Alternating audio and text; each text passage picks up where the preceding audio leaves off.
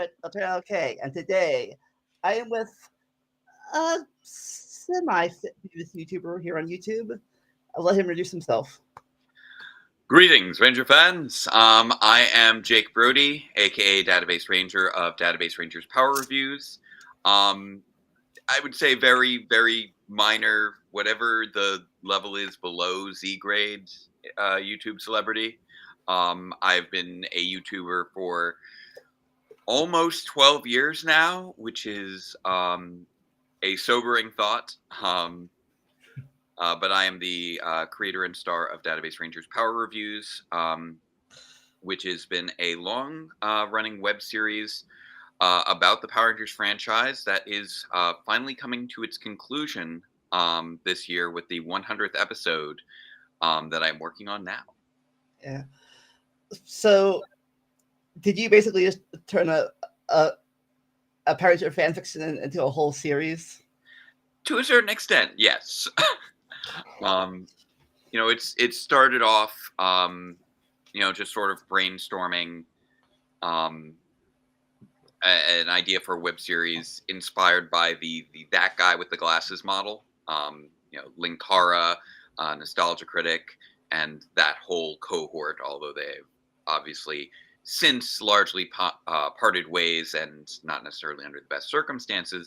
It was an interesting format that kind of grabbed my attention when I first saw it, and it seemed like a really interesting creative outlet. And I knew that if I was going to do it, it would have to be something about Power Rangers because that is my particular area of expertise. And knowing that it was going to be on such a narrow subject, I really wanted to play up the story element. And the more I thought it through, the more I integrated a lot of different sort of headcanons and fan fiction ideas that I've had across the course of my time as a Power Rangers fan, which has now been, over 30 years. Oh, yeah. So, while you're thinking of your series, which was the hardest part for you? The writing, the acting, the directing, the editing? The biggest grind is the editing. That is probably the singular most time-consuming element of it. Especially as the show has progressed and become far more effects heavy. That combined with just the coordination of things like filming, finding the time, scheduling with people. I do a lot of green screen and composite work during the latter portions of the show.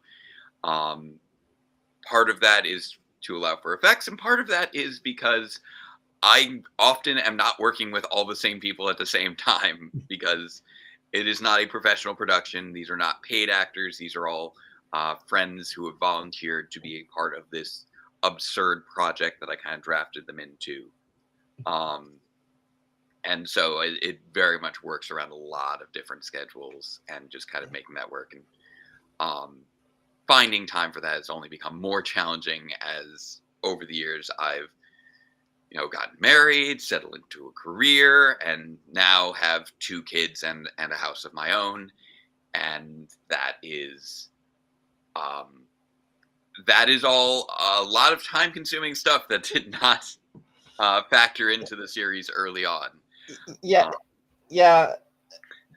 I know you've had a lot of production delays in your series. Yeah. When did you originally plan to have this series over with? Well, as you may gather by the way that I tend to advertise it, the idea was always that was from an early stage that it would be, okay, the first couple run of episodes would be year 0, and then I'd have year 1 be the next 40 episodes, and then year 2, and then year 3 would be the final season. And so it was originally supposed to be 3.5 years, and it is now bordering on 12. I managed to stay pretty well on target with the first half of the series, the first 50 episodes, year 0 and year 1. It's really when year 2 kicked in that things really started to get challenging, because that's when Episodes more regularly had effects and action sequences, which were not really prominent in the first half of the series. Um, we were all also just getting older, getting married, having kids, and when it first started, the core cast, we all lived in the same apartment complex at that. We could walk to each other's homes. But as we each started to get our own homes. We started to get our careers started to continue. Um, Time just kind of got stretched thinner and thinner, and then I started uh, my career as a teacher, and my availability to work on things just kind of plummeted. And I just hit my funny bone just now in the chair. Yeah, actually, I wanted to be a teacher when I was in college, but I was terrible at college. I couldn't make it. um, So, but so, yeah. I, Oh, so sorry. are you like a history teacher, science teacher, math Oh, teacher? I am math and physics.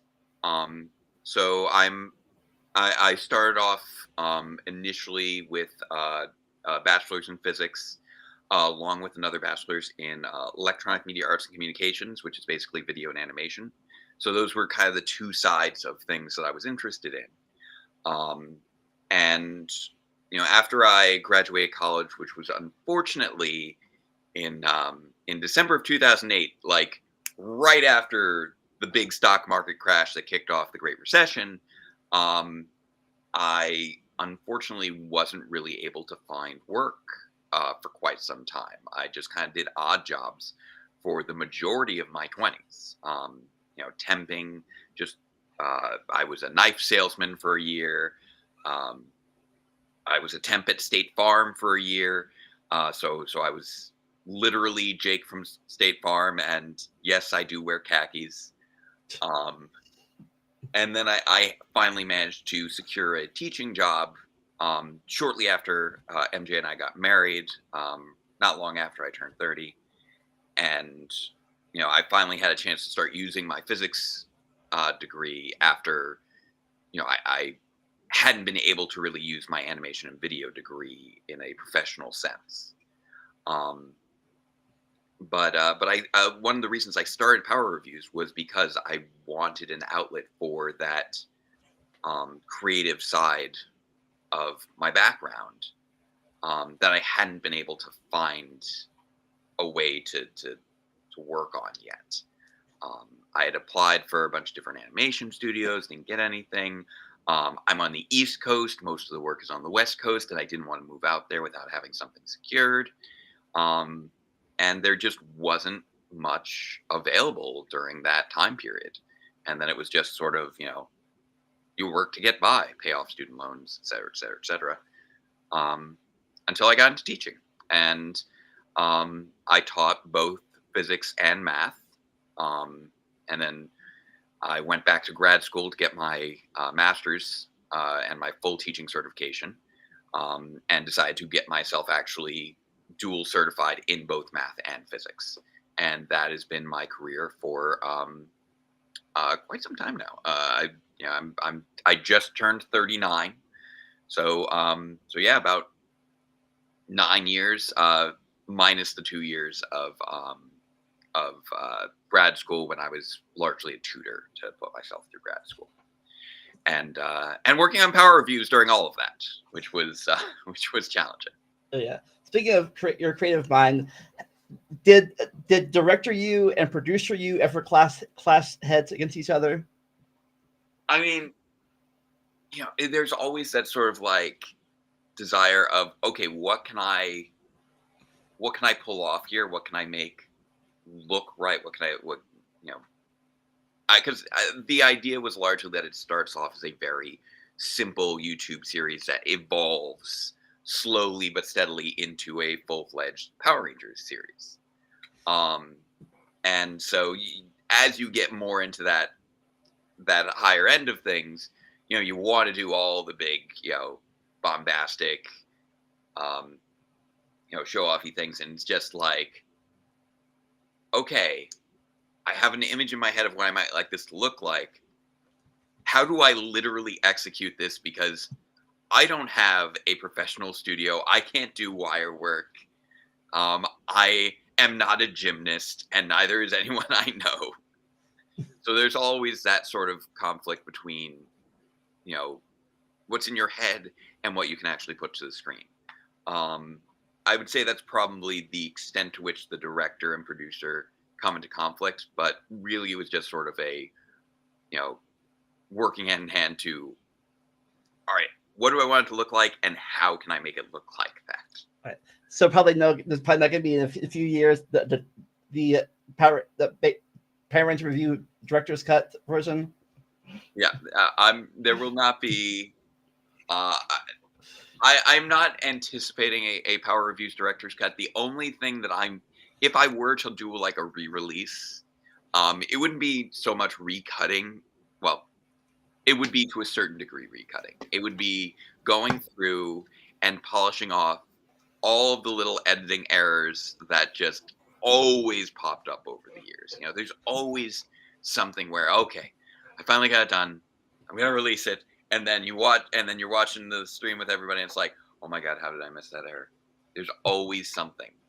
I try my best. Yeah, either you have to go back and fix it again, or you're just like, screw it, I'm moving on. Yeah, because I'm trying to get these out within something resembling a meaningful time frame. The early ones I was moving really fast. I was doing one a week for a good stretch there. The early ones you're just on the same one set. You weren't the scenes, like the couch and the computer and Dr. K's computer. Yep. It was nice and simple in many respects back then. But also if I like look back on that, I'm like, my white balance wasn't good. You know, I could tighten up the pacing if I had really worked on it. I just got like I also got so granular over the years, just like really getting into like, okay, is this the right take? Is that the right take? Is this, as opposed to just boom, boom, boom, boom, boom. You know. I know. I mean, when I first started this podcast, I was on a laptop using McDonald's Wi-Fi. And now I have an XR mic, a thing, a green screen. So I've come a long way too. 12 years later. I still tend to keep things pretty simple. I'm still using the same camcorder that I've been using for the last 10 years. Prior to that, I had borrowed a camcorder, and that was the one I was using. I had borrowed Dave DePaula's camcorder, Dave being the one who plays Guy in the series, very good friend of mine ever since high school. Sadly, his camera just kind of noped out after the first couple years because it was an older camcorder. But beyond that, you know, bought a tripod, a couple umbrella lights, and green screen, and that's been all that I've really had.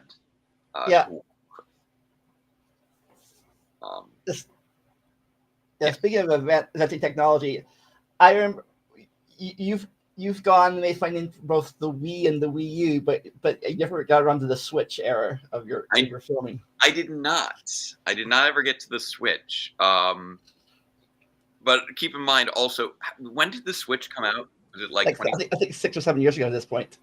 Yeah, most of the series was already written by then. I didn't even know the Switch was coming. Even the Wii U was, I never actually used the term Wii U. I used the term Wii Pad because that was the only piece of it that we were actually using. And also we just never owned a Switch. We technically didn't even own a Wii U. That Wii Pad is actually, again, borrowed from Dave. It's this like Legend of Zelda Wii Pad. Wii Pad, hence why it's got the black with the little. I don't know if it's ever visible, but there's a little Triforce on it. So, what would you have if you had gotten that? What would Dr. K have named the Switch algorithm at the anagram, whatever it's called? What would the Switch be? Oh man, I would need to think that.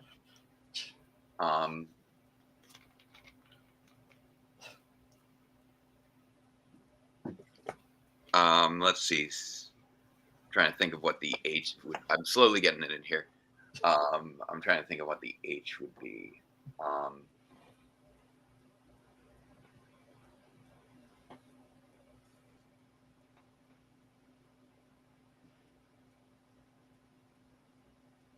You know what? I'm going to go with serialized wireless interdimensional channel hopper.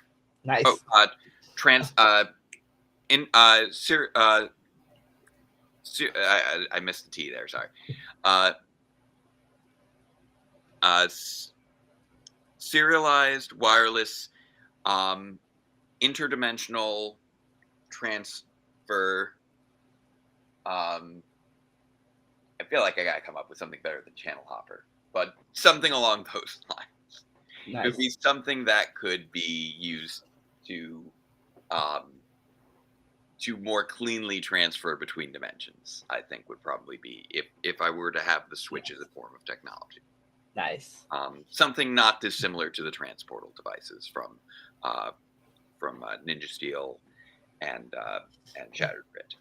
I made a joke about this really. But really, a Switch is almost like a more different version of the Wii Pad. If you look at, it's very similar.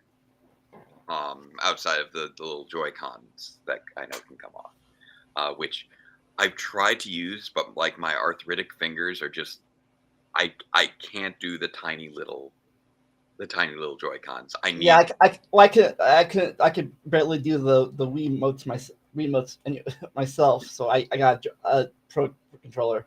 Yeah, I was always a Wiimote and Chuck guy. I liked having the separation. Yeah, I was kind of good at that, but I am bad at them without the straps on. I would throw them. But speaking of Power Rangers, when did you get in? What was your first introduction of them? When did you get into them? I was a day one. Day of the Dumpster, August 28th, 1993. I was there from the beginning. 8 years old, watching the premiere on TV, and I was hooked from day one. I was already a Fox Kids kid. Me too. I was a big fan of X-Men. Ninja Turtles. I don't think Spider-Man the Animated Series had. I think that was 94. Yeah, I think that was the following year. That was my. I was at the time. I was 13 at the time. That was my. They had Dumpster 2. Fox Kids. It was also my first introduction to Japanese stuff in general too. Power Rangers were. Yeah, like I may have seen the occasional, like anime film here and there without knowing what it was, but that was otherwise pretty. Oh, and maybe like a Godzilla movie on TV or something like that. Or maybe they rented on VHS, but I was 8 years old at the time. I don't necessarily remember the timeline of things of when I might have seen that stuff. Sometimes my memory is too good sometimes, but yeah. My thing was I had just gotten off watching 4 or 5 years of Disney afternoon cartoons, and then that year, this was the year after Goof Troop, and then this year was Bonkers, and I didn't like the Bonkers very much, so I didn't even new to watch. And here comes the Power Rangers in the morning before my 8th grade started. So I started. Yeah, I started. Hey, this is cool. Yeah, I was big into Ninja Turtles, and then they kept changing up the time slot, and so I kind of lost track of the show for a stretch. Of course, by this time, Ninja Turtles was like in the 8th season, I think. This point, they were chugging along. They were in probably season 6 because they ended up running until. I think they ran eight seasons, but they started in 87. So I think it was 10 seasons, 8 or 9, maybe 9. But by this point, I was bored of it too. The plot had just. I think they either back to the 20 next again. They're on the top of it. They were in the ocean. They were on Arctica. I forget the day I was. hadn't grown bored with it. I just hadn't been able to figure out what they kept changing the time slot to. Uh, I because I was 8 years old and I loved um I loved the Ninja Turtles. That was my favorite show before Power Rangers. Um, and then I'm like, oh, okay, here's a new martial arts themed show. But it also has you know giant robot dinosaurs in there, and it's live action, and that's really cool. So all those little things that an 8-year-old would be super into. Um, and I it just sort of slowly solidified itself as my new favorite show, as I wasn't able to keep up with whatever they were doing scheduling wise with Ninja Turtles at the time. yeah, And like yeah, guys like me and you, we've lived through at least at this point four different turtle series at this point. yeah, which is it's, and we got a new one on the way. Number 5, I know is coming out pretty Yeah, soon, I believe. I think the last one they had was more like they based it upon the Michael Bay turtles or something. Not, I wouldn't say based on Michael Bay. Rise of the Teenage Mutant Ninja Turtles. I just finished that one not too long ago, Uh, actually. I thought their animation they looked like the turtles looked like them. Maybe I was wrong. I might have No, misremembered. they went with a much more exaggerated character design in Rise. The new Tales of the Teenage Mutant Ninja Turtles is, I know, based off of the Teenage Mutant Ninja Turtles Mutant Mayhem film that just came out, Yeah. which was Seth Rogen as opposed to Michael Bay. But yeah, the two Michael Bay films, I don't think they really had any animated tie-ins. Okay, maybe it was just me. I thought the turtles looked like the weird shaped turtle heads they had in the movies. Yeah. Maybe I just misremembered. Well, they did lean on a few things from there, like the idea, like Donnie being all decked in tech gear and stuff like that. But they just kind of ramped everything up. But no, it was very much its own thing. Probably the biggest divergence out of any of the adaptations of the concept so far. That one had a lot of like mystical elements and a lot of new original villains. Yeah. And just a lot of different takes on just pretty much everything. Yeah, I think in the 2012 one they leaned a lot more towards the teenage part of it because both Yes. Turtles and April and Casey are all teenagers. Yes. And they did that same thing with Rise as well. They also tried to skew them younger in Rise. I know that at one point I did I tweeted how like the four different the four different Teenage Mutant Ninja Turtles series could basically be kind of broken down as like Teenage Mutant Ninja Turtles, Teenage Mutant Ninja Turtles, Teenage Mutant Ninja Turtles, Teenage Mutant Ninja Turtles. Oh yeah. So keep that. Anyway. Yeah. So personal opinion, which you like better? The Splinter that is a rat becomes a humanoid, or the humanoid becomes a rat human? Which you have a particular? That is a good question, actually. I'm not sure I actually have a preference because I've liked what they've done with both.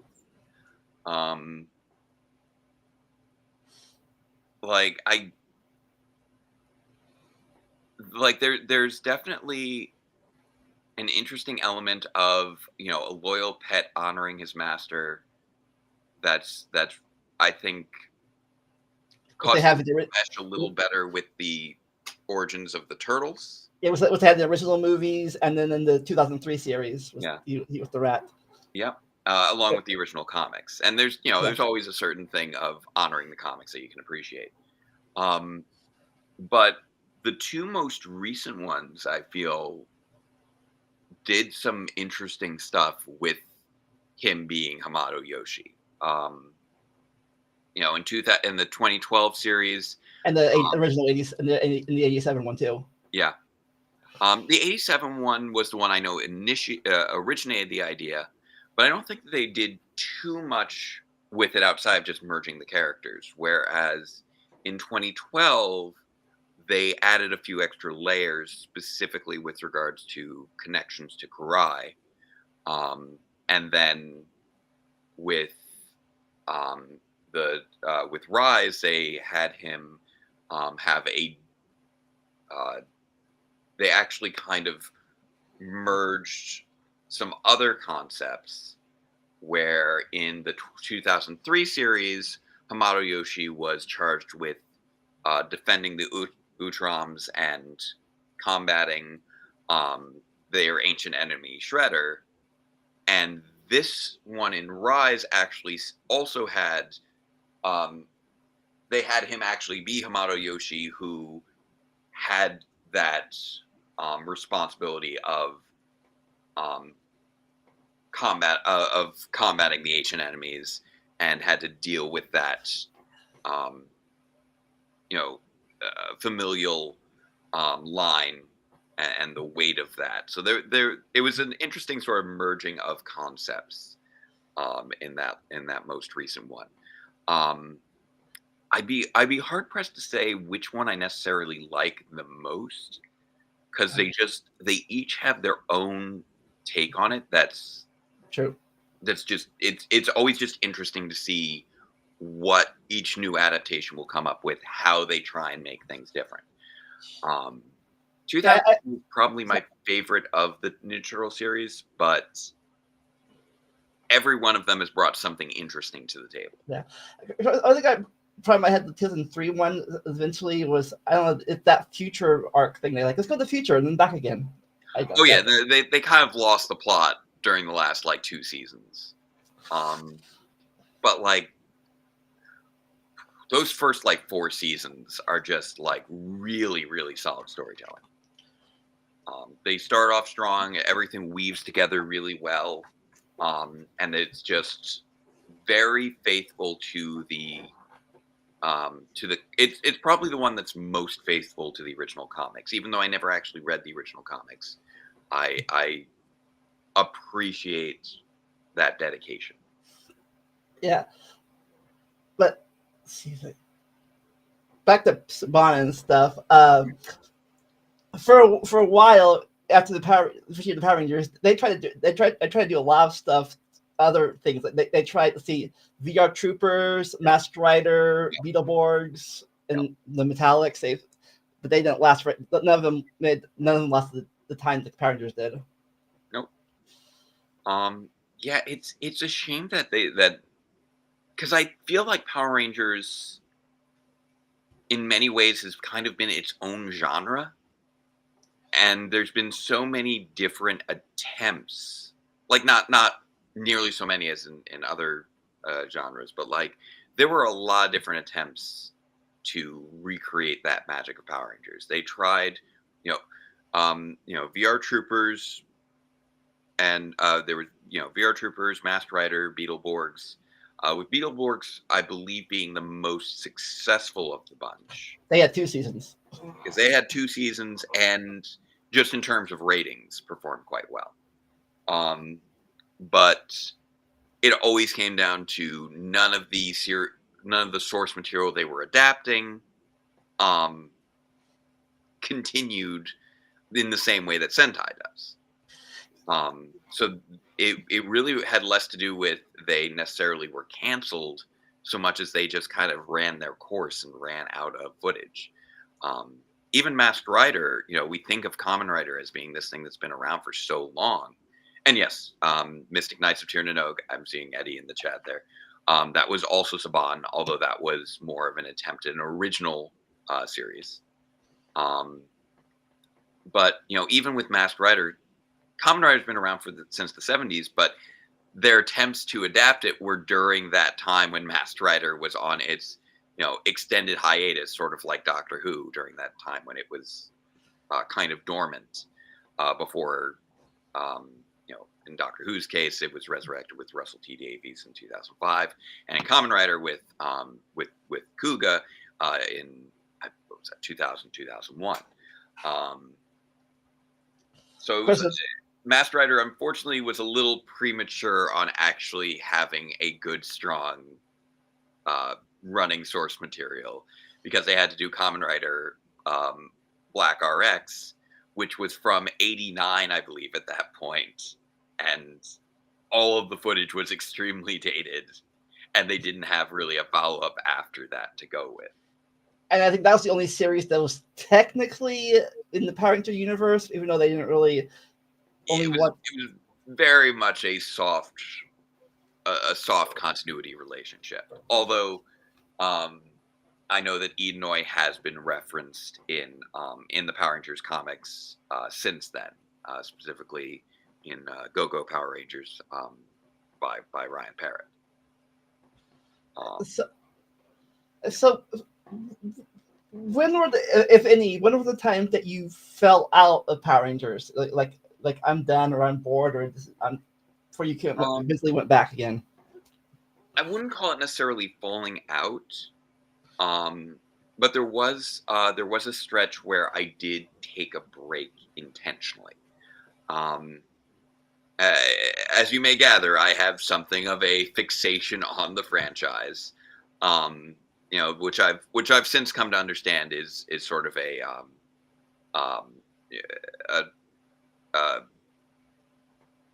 factor of being on the autism spectrum.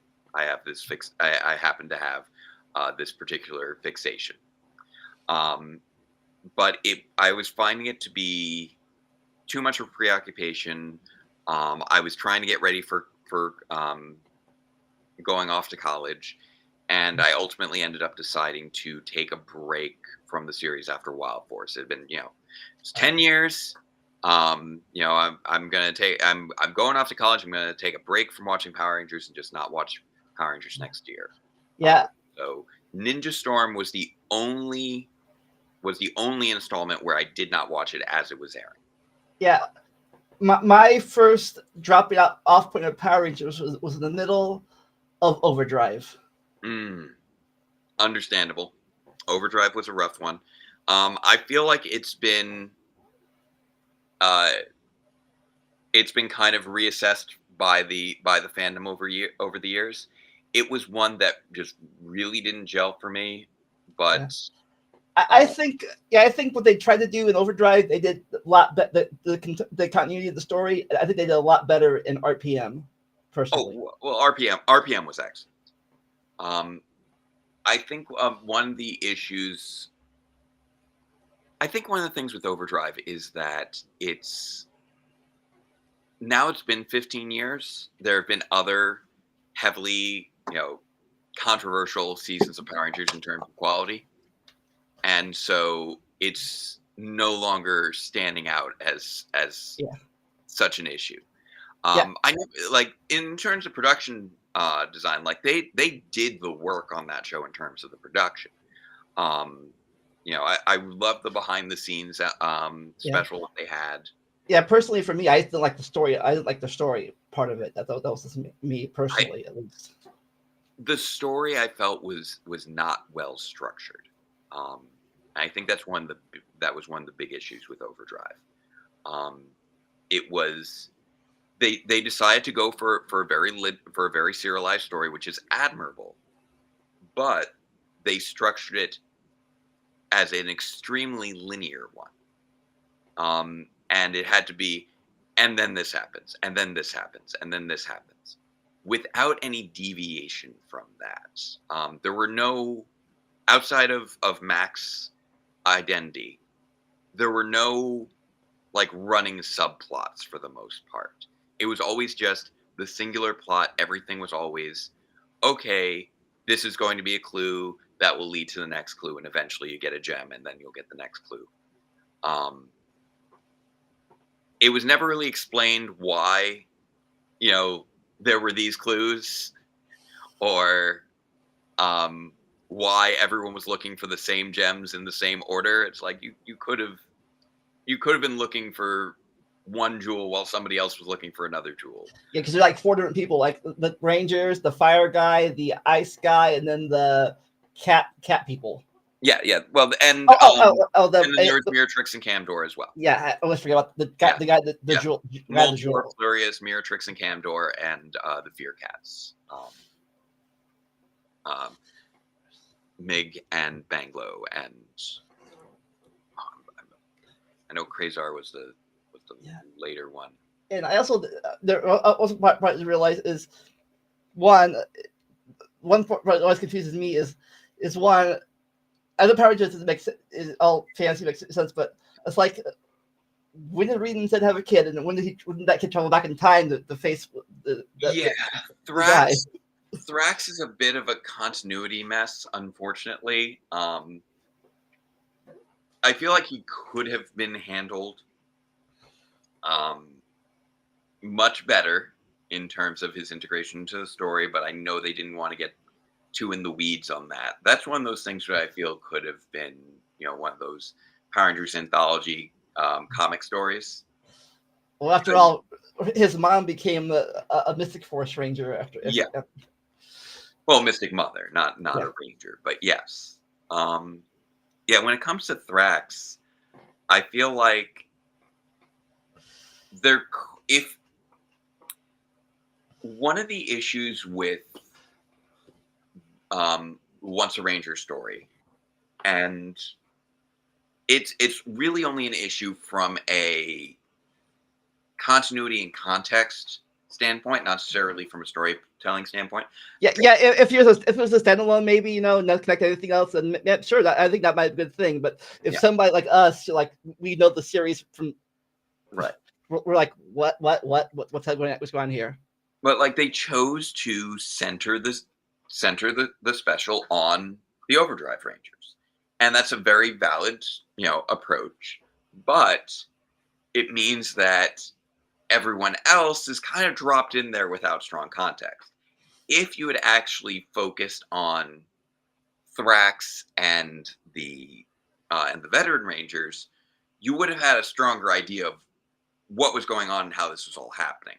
Like I always think of it as, in terms of my headcanon on Thrax, that he was raised by Squat and Babu, who happened to survive in some distant corner of the galaxy.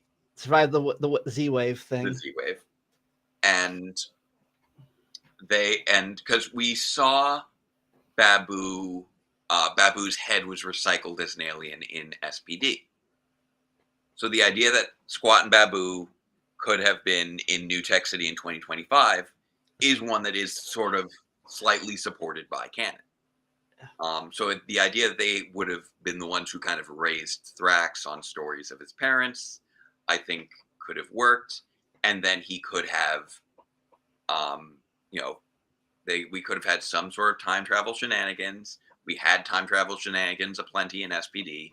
He could have fled into the past, went too far back, got into his conflict with Sentinel Knight, got locked away, and then because he was an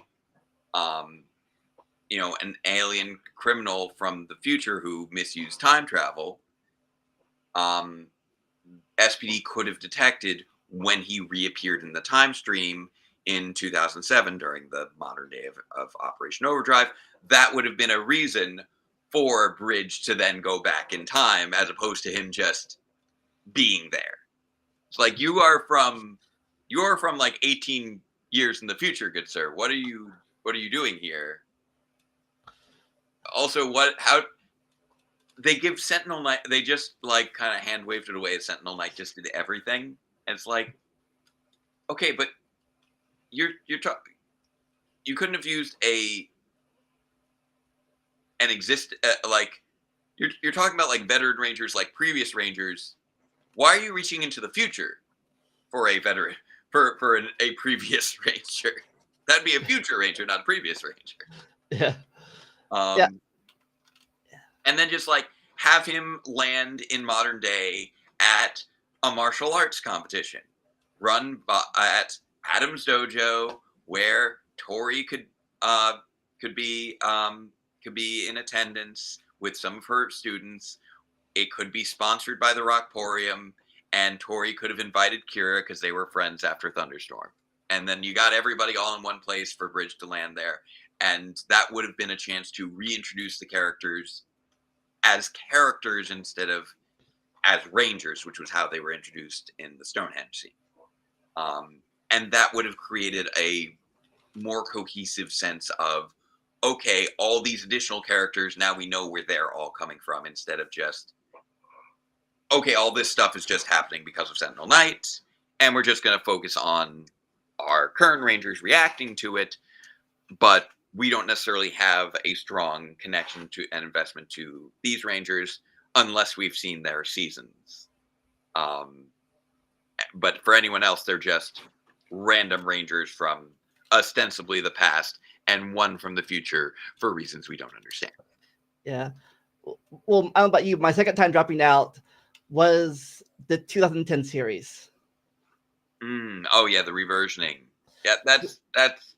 I don't even know if that counts as dropping out, because it's kind of like the series dropped out during that time. What I thought, initially, if they had just made the graphics better, updated the HD version, I think it would have been pretty good. But then they had to add what I call the 60s Batman part. Yeah, it was very, very strange choices there. I don't know.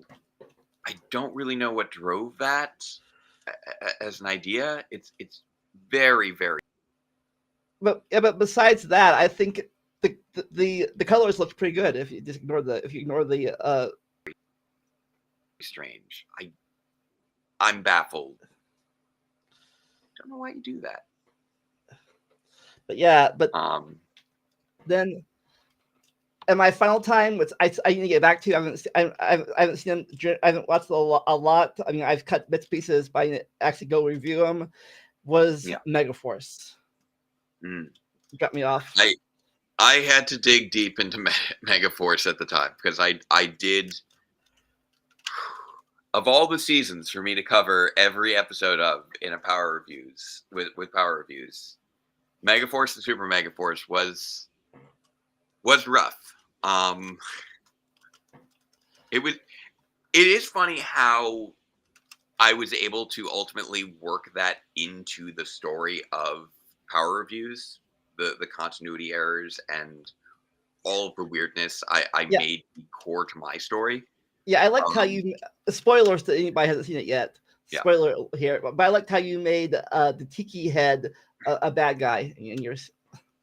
Yeah, that was, it was like, oh my! I had that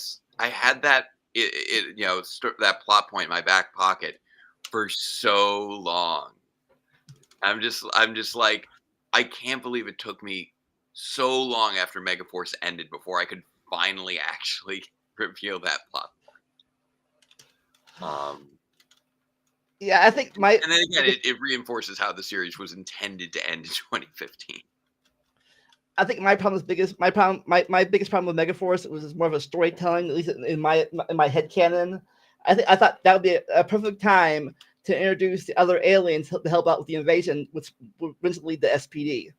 That would have worked, but they were not tremendously interested in the real nuts and bolts of the continuity references. They kept the continuity references very surface level as much as they could. Yeah, I said that was more of a headcanon me opinion thing, really. Yeah. But I'm still amazed that they mispronounced Animaria. Like, that's a weird one for me. That was the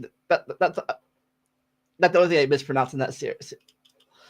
Like, because Jonathan Zakor worked on Wild Force. He was still producer of the show during that season.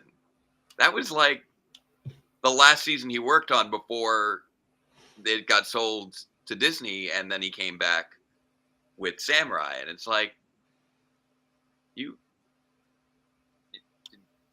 did you not even go back and watch like a videotape or anything of something that you worked on?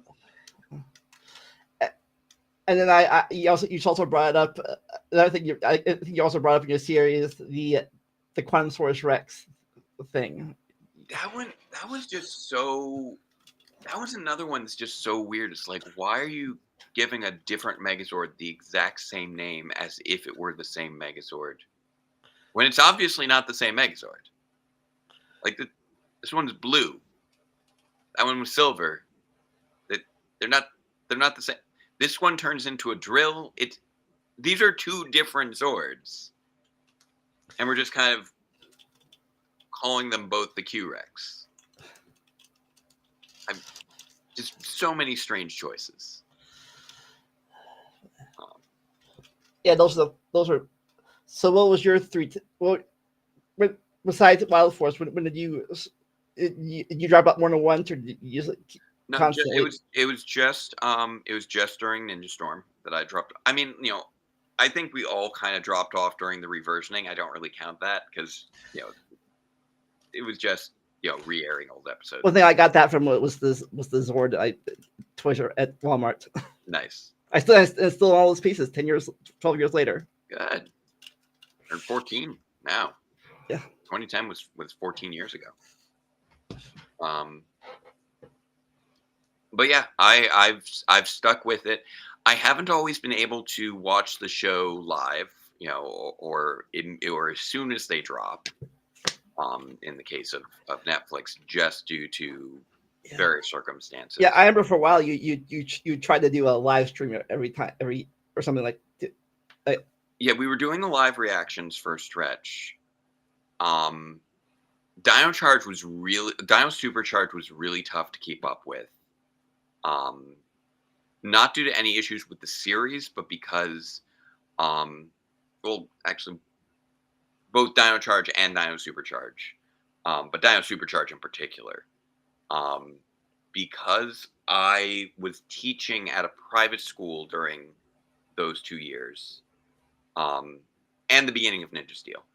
So it was like the latter half of Dino Charge through Dino Supercharge into the beginning of Ninja Steel. I was working at a private school. And that private school had classes 6 days a week. So I was teaching on Saturday mornings, which meant that I couldn't watch the show as it was airing. And I need to figure out a way to be able to watch it. And because we lived at the school during my second year there, we couldn't get our own cable package because it was like on a commercial. It would be on a commercial plan instead of a residential because it was at a school rather than a specific residence. So we couldn't get a DVR. So for a stretch, we were watching them as they were posted on the Nickelodeon website, which was just not a great way to be watching things. But it was also during a time when I was on the Power Force and I had connections to Saban brands, so I didn't want to be illegally downloading them. Especially since I knew that that Brian Casentini, the vice president of the Power Rangers franchise, was watching our live reaction videos. And so I'm like, I want to be watching these episodes legitimately, knowing that the head of the franchise is also watching our videos. So by the time Ninja Steel came along, I finally ended up biting the bullet, and we managed to get a hold of an old VCR from my in-laws so that we could record them on old VHS tapes. In 2017 was how we were watching Power Rangers. We were watching it on VHS because it was the only way that we could reliably get the episodes as they were airing on the same day.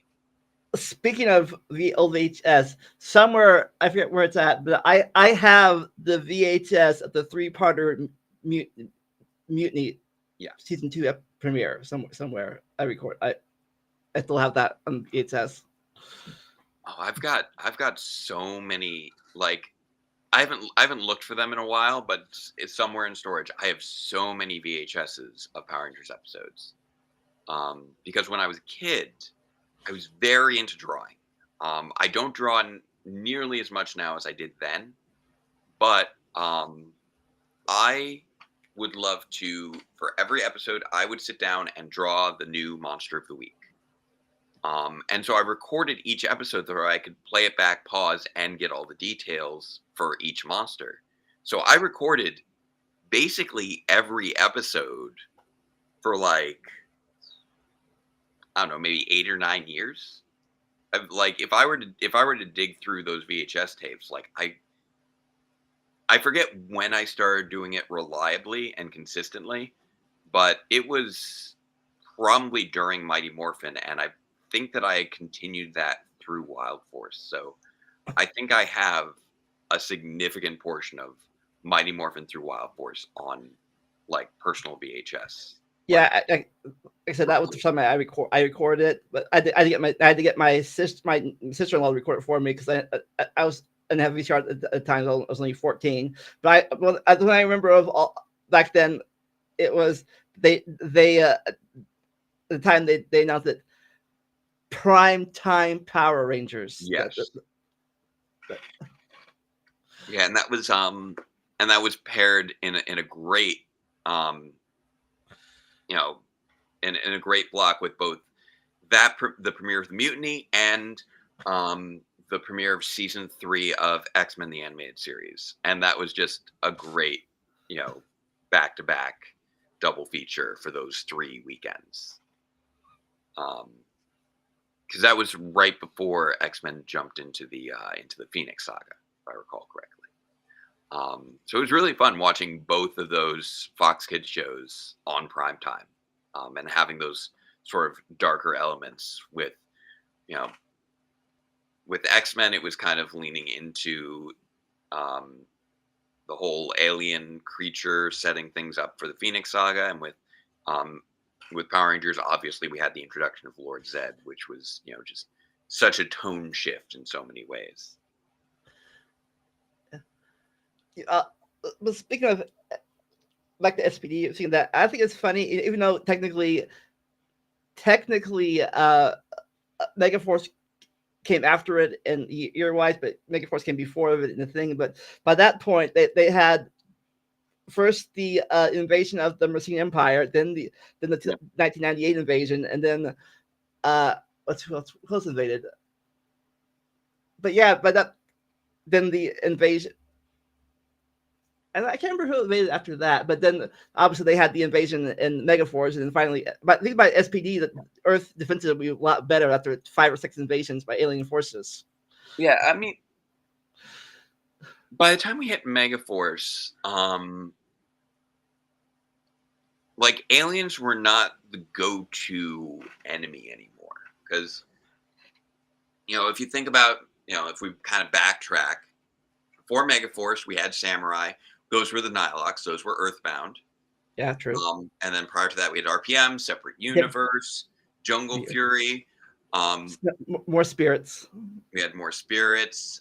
Same thing with Mystic Force. Operation Overdrive was aliens, but they never really did anything, I would say. Were they aliens? Because for a while it seemed like they were they were humanoids turned to aliens. Well, they were humanoid, but they were also from like I want to say 150 million years ago.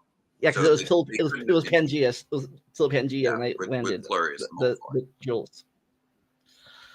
So you're right. Operation Overdrive was aliens, but they were also more so almost. They were not aliens that seemed focused on conquest, so that's a little bit less of an invasion. They were more so very focused on, gathering the jewels and getting those specific artifacts. Prior to that, we had Mystic Force, which again we're back to underworld spirits. SPD was in the future. That was an alien invasion, but they were in the future. Dino Thunder, we're talking about mutations that are, again, Earth-based. Ninja Storm, we did have alien ninjas. Even though the main guy was a human. Yeah. And then prior to that, we had the orgs, Earth-based. The mutants were Earth-based. The demons were Earth-based. Lost Galaxy was on another planet. So like, Yeah, well, they were aliens, but they didn't back in Earth at all. Yeah, they weren't going to Earth. So but you're right. With the exception of the crossover with Lightspeed. So I guess by that point they they didn't like aliens were they didn't think about aliens that much. I guess it's pretty much like once every 5 years at that point, because they had aliens were modern day enemies, you know, all throughout Mighty Morphin Through Space. But after '98, the next one was 2003, and then 2007, and then 2014. Yeah. Also, funny thing. I was wondering, besides SPD and Time Force, where they started capturing them instead of like murdering the aliens. Yeah. Like let's. Yeah, it's interesting how they seem to make that specific effort with the police themed seasons. Like Time Force, they were supposed to be, a law enforcement agency. SPD, they were supposed to be a law enforcement agency. And they seem to really want to not have the law enforcement agencies in the Power Rangers universe dealing corporal punishment, or capital punishment, which was really interesting in SPD, specifically because about half of the enemies they faced were just created by Mora, which I don't even know what the ethical ramifications are of destroying a creature that is generated from a children's drawing. Like, there's so many cases where it's just like, oh, they're aliens. Do the aliens have, like, right to life, etc.? But apparently, children's drawings, we respect the life of children's drawings more than we respect the lives of all these different aliens that we've encountered in previous Power Rangers seasons. Now I'm thinking about in SPD, did they actually have any growing thing, or were they all giant robots formed by Brax? They were primarily giant robots that were provided by Broodwing. Broodwing, that was his name. Occasional exception, like T-Top, had some sort of growth formula that I believe may have been forced upon him. I'm trying to remember, because he was sort of framed to a degree. I forget why it was that T-Top ended up growing, because he was revealed to have been a bounty hunter looking for Hydrax. As much as I am known for my trivia knowledge on Power Rangers, I will admit that over the course of the decades, I have grown a little rustier. My memory is not quite what it used to be. Yeah. Me and my friends right now are rewatching every season from beginning to end, every Tuesday and Saturday, and right now we're on Mystic Force. Nice. Yeah, I will admit, going over things in the level of detail and analysis that I've kind of had to do for my videos, it's made it trickier to go back and watch the show for pure enjoyment, because so much of it is now seen with such a critical eye, and with the thought of like, okay, what do I need to say about this episode? How could I incorporate this episode into my story rather than just kind of enjoying it on its own terms? That's become a lot more challenging over the years, unfortunately. Speaking of incorporated episodes, what was your favorite episode that you reviewed so far? In terms of what was the most fun to review, may have been Trickster Treat. That one was a really fun episode to do. Just because the episode itself was so ridiculous and so poorly made in so many respects, um, that I got to really just create this fever dream of a review, and that was a lot of fun. So in terms of episodes to review, that, despite obviously not being one of my favorite episodes of Power Rangers, was a really fun episode to review. Outside of that,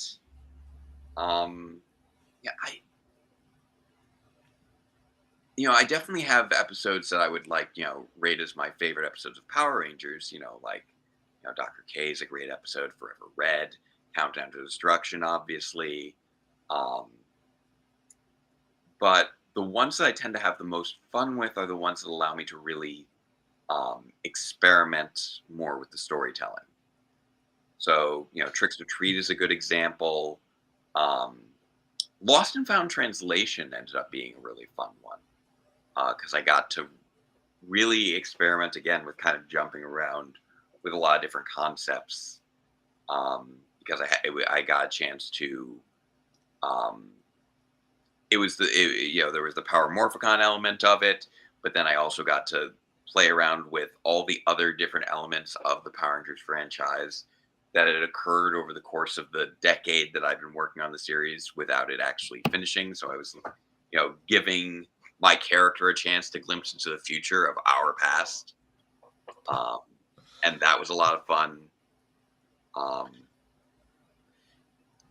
think. Sorry, yeah, go ahead. I think the episodes that stood out to me, I liked because they're also my favorite episodes was the 2 episodes that you did while you were trapped in that other dimension, Island of Illusion, and then Rangers in Reverse. Yeah, with and Yesterday again was in between those two. Yes. That was again. Island of Illusion was definitely those were some of the most disturbing episodes to do in certain respects. Island of Illusion was just so weird watching me, as I'm editing it, watching me play all the different characters and just be unsettling in my performance of them. It was a lot of fun to play around with them. Me being the more Potsners, though, was just so ridiculous.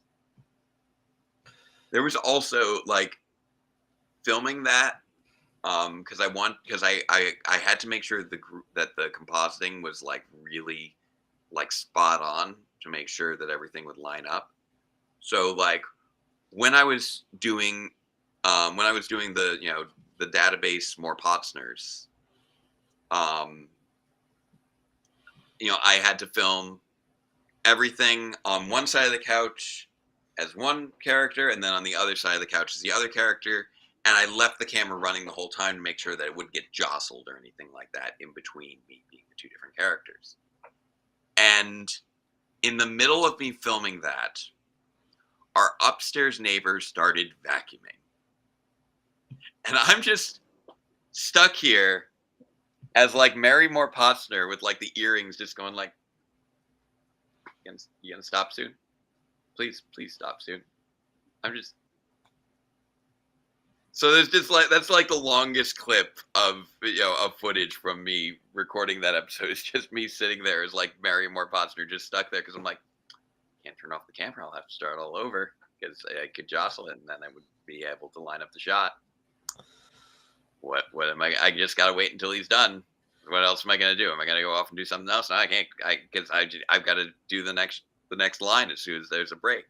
And there'd be like a break. I'm like, okay, and then he'd start up again. So when you record, you talk to yourself. Do you have to like do all your lines and all your ones take and all your other lines that take you go back and forth? I will generally do all the lines as one character and then do all my lines as another character. That way I limit the costume changes back and forth. That would just get too excessive switching back and forth between the 2 costumes. My hair would probably get ridiculous as well. Yeah, I forget. I forget. I don't go back and look at them. Were you ever both in the same screen at the same time, or you always different? Sometimes there will be two of me in the same screen at the same time, especially between database and landlord. There was the bit where they reviewed and action together, where they were both on the couch, along with um, Lost and Found Translation. Um, Fighting Spirit. That one was a challenging one.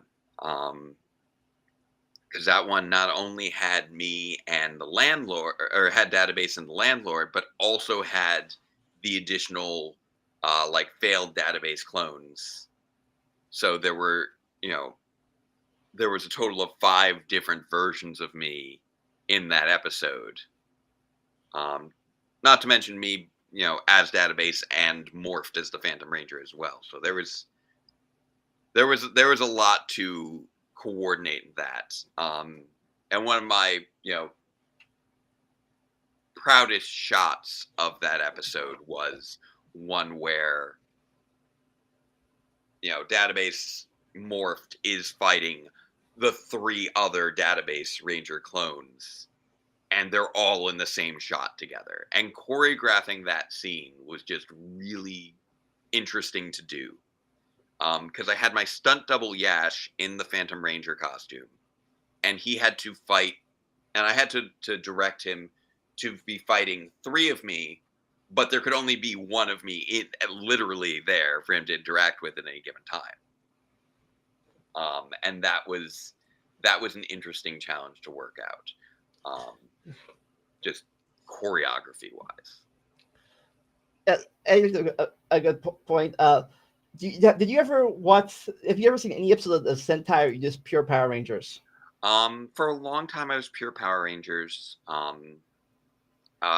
Even once I became more familiar with Sentai, I avoided watching it before a given Power Ranger season because I didn't want to get spoiled. Yeah, Because especially during like the latter portions of the original Saban Entertainment era, the sort of that Judd Lin era, it got very close in the stories, and so same thing with Bruce Kalish era. A lot of the stories were very similar, and I didn't want to spoil myself. So like when Samurai was coming out, or I'll amend this a little bit. There were a few early seasons of Sentai that I watched. I say early. I mean early as terms of before it was I think. before it was easy to access. Yeah, I haven't seen. I've only the few Sentais I've seen. I have seen, and I've obviously also seen the Power Ranger equivalent to it, and Yeah, I just want to see how different they were. right. And the first one of those I actually saw was the first Sentai series I saw in full was Abba Ranger. Um, uh, Was the that source the material that for the season that that the was that season 2 Dino Thunder? Dino Thunder. Yeah, Oh yeah, the first one I ever saw was the season 2 MVPR series where yeah, they had the Thunders what were the Thunder Zords. yeah, yeah. Die Ranger. Yeah, Yeah. Gosei Sentai Die Ranger, if I recall correctly. Um, but yeah, with Bakuru Sentai Abba Ranger, interestingly enough, um, my college roommate actually bought that on DVD because he had been living with me, and I was watching Power Rangers every week, and so he kind of got into it a little bit. He was like, I'm a little bit interested in what this source material would look like, and he like was scrolling around on eBay and um, saw Abba Ranger available and decided to just order the DVD set. So we ended up watching all of Abba Ranger together to sort of see what the source material was for Dino Thunder and how different it was. Um, and then after that, I generally tried to stay away from the spoilers.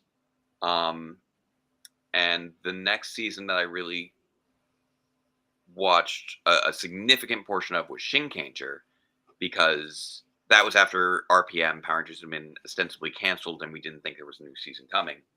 So MJ and I watched the first half of Shinkanger, up until Samurai was announced. And then when Samurai was announced, we're like, oh, okay, there's a new season coming. It's going to be based off this. We're going to stop and see it when it gets turned into Power Rangers.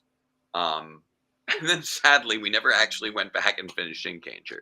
Well, I think you have to really, because well, at least I think I might be wrong, but I think the Samurai one, which I think a lot of people had a problem with at that time.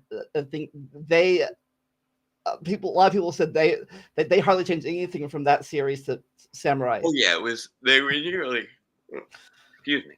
They were nearly beat for beat with some, but it was they had stripped away so much of the very Japanese context of the series. It was very whitewashed in certain respects. There was like, oh, they're following they're following the Red Ranger because their family line were retainers to his family line as a feudal lord, and it was really sort of a modern Sentai version of a Japanese period drama. But without that context, it's just this particular season of Power Rangers happens to treat this particular Red Ranger as if he were a lord to be served, which is a very different thing from most Red Rangers. But we are also given no reason for why this Ranger team is structured differently. And just other small bits of characterization that were just simplified in a way to undermine the depth of the characters. I forget if it was you did it in your game can in your series can, or we did a thing, but I remember someone thought that or said that the samurai Rangers' parents fought on Earth during the events of Lost Galaxy or something like that. Yeah, I think it was either during Lost Galaxy or Countdown to Destruction, and that would have been something that I believe I made mention of back in the second episode of Power Reviews, which was a long time ago now. But yeah, I'm just like, oh, are you really going to tell me that we never would have seen these before? Although actually, if this timeline works out, this would have been like late 1998, early 1999 when there were a bunch of aliens on there and a bunch of Ranger teams fighting them. I guess we wouldn't have noticed a few more, or else it was early '99 and everybody was off. Oh wow, that actually does make sense. So yeah, that would have been my second episode when I covered Origins Part 1. Wow, I remember that.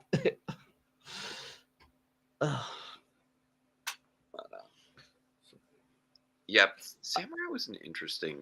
It's interesting how kids always have a certain nostalgia for whatever they grew up with, and it doesn't seem to matter really what Power Ranger season it is. You will find someone who grew up with that season, and that's what they remember Power Rangers being. So like, I have students who are like, oh yeah, my favorite Power Rangers series is Power Rangers Samurai, because that's what I watched when I was 5 years old. Although now even those students have probably graduated. Jeez, So I was 31 when Samurai came out. I've had, but there's also now this interesting state of things where everything is available on like YouTube or Netflix. Well, yeah, not Netflix anymore, but so I had like a kid who said like his favorite 3 seasons were Mighty Morphin, Jungle Fury, and Ninja Steel. And that's just like such an interesting spread. And I don't know how that happened to be the 3 that they happened to latch on to.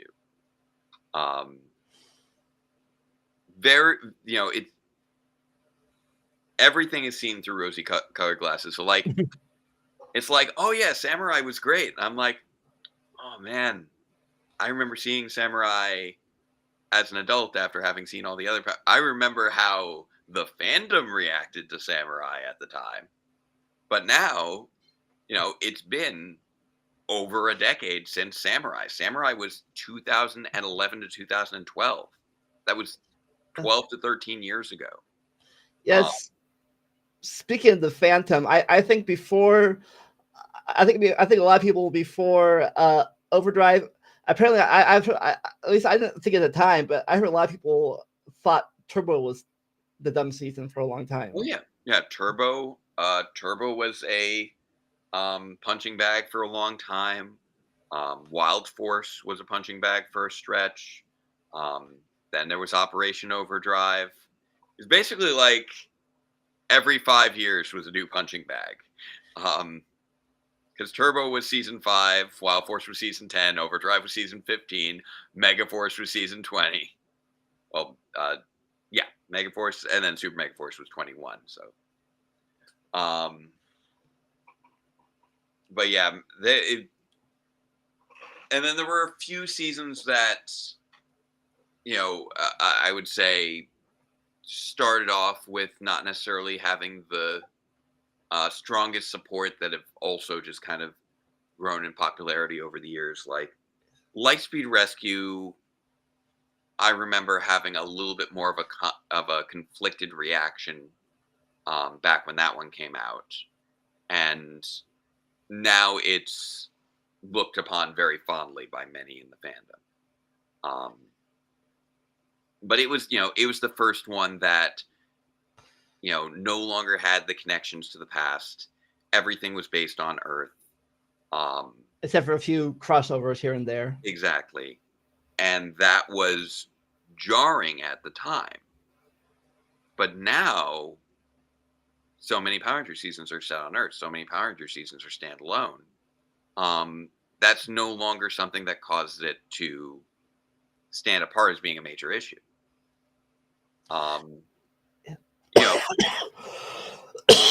Also, going back to the Sentai thing, I going back to a few of them. I thought it was weird that at least I know obviously the protected thing, but the episodes ordered there totally down to episodes they have ordered in here, because the Island of Loose episode was episode 2 of the original series of the Sentai thing, or episode 2 or 3 season. Wait, Island. Wait, did you say Island Evolution was like episode 2 of what, Jew Ranger? Yeah, or 2 or 3. It's like a very early episode. I feel like there may have been some footage from episode 2 or 3, but I don't imagine that the main plot would have been. Well, I don't know if they're not losing, but they were on, because episode 3, she had Rita had that little islander hen shaking it. Okay, so that was episode 3 that she had the island. Okay, because the Megazord fight at the very least with Mutitis and Lokar would have been very late stage Jew Ranger, because they would have had, because that was of the Ultrazord. But I think they like they mix and match stuff. Yeah, obviously. Yeah, it was a mix and match. And then also that particular scene was from early on in Jew Ranger. I still haven't actually seen all of Jew Ranger. I've only seen the first 5 or 6 episodes myself too. But it's like also they slowly do the Megazord. They do Dinosaur separately for a while, then they do the Megazord instead of this all of a sudden. Oh yeah. Yeah, no, I've been like researching various things where I've had to do so look up so many different things about the series over the course of just kind of doing my own self fact checking on my scripts, and like, not to mention just my own curiosity, and just the first episode of Power Rangers is such a fascinating grab bag of different shots from different episodes. Like, I don't know if you know. Guess how many episodes are used in the first episode of Power Rangers? 4?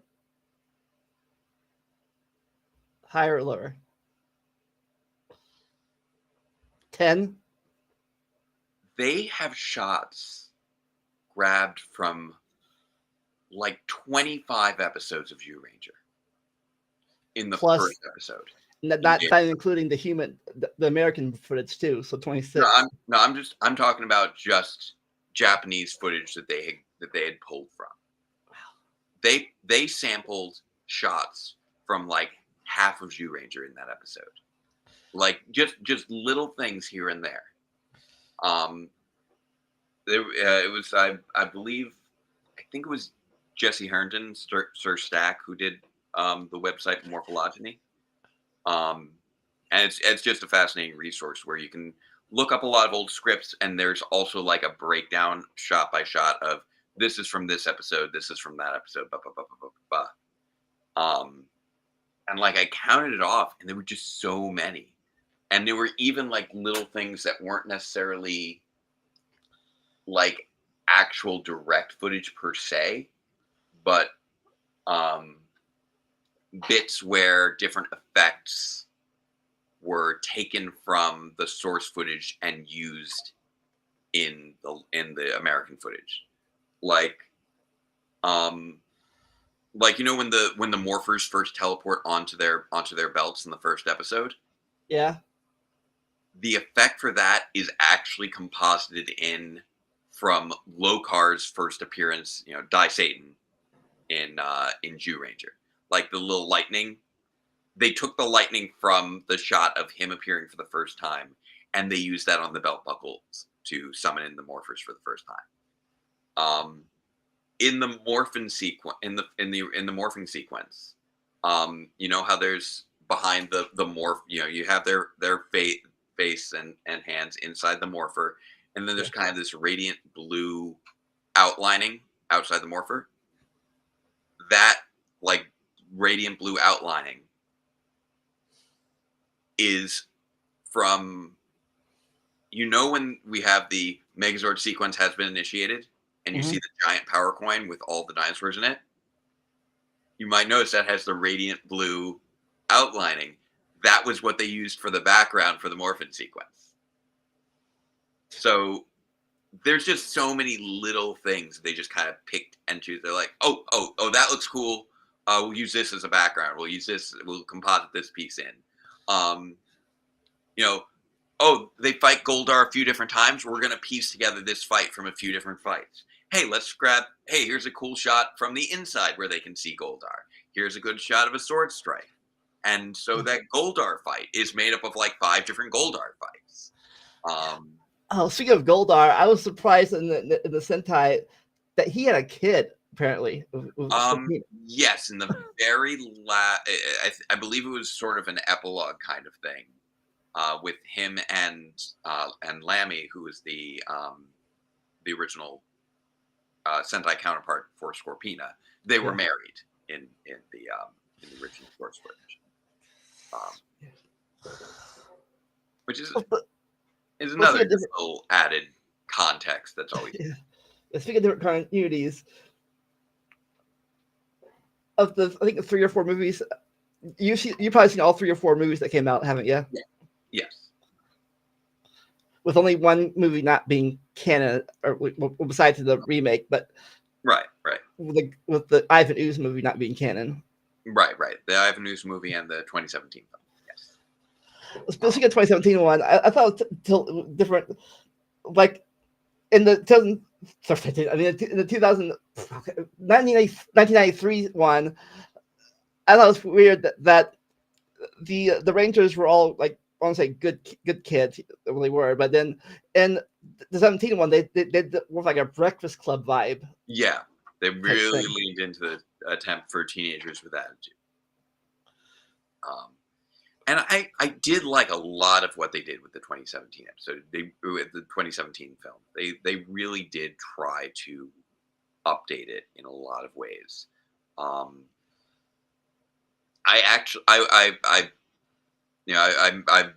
did a little series of videos on the site when I went out, on my channel when I went out there, but I did attend the red carpet premiere of the 2017 movie. And that was just a fantastic experience, and definitely I would say probably colors my perception of the movie, because I just had such a great time being there at the premiere. So I will always look back on that fondly. I think they tried. I think they were setting up a sequel to it, but they never follow Yeah, through. they were hoping to develop that. You know, they teased things with the Zeo Crystal. They had that little teaser at the very end with the idea of Tommy. And it's a shame that didn't work out. I think it would have. One thing I think would have been really interesting would have been if they had a chance to further delve into things like Trini's character, and have her in like a relationship with Aisha or something. I think would have been really cool. But I told the I actually said to the director Dean Etcherlight that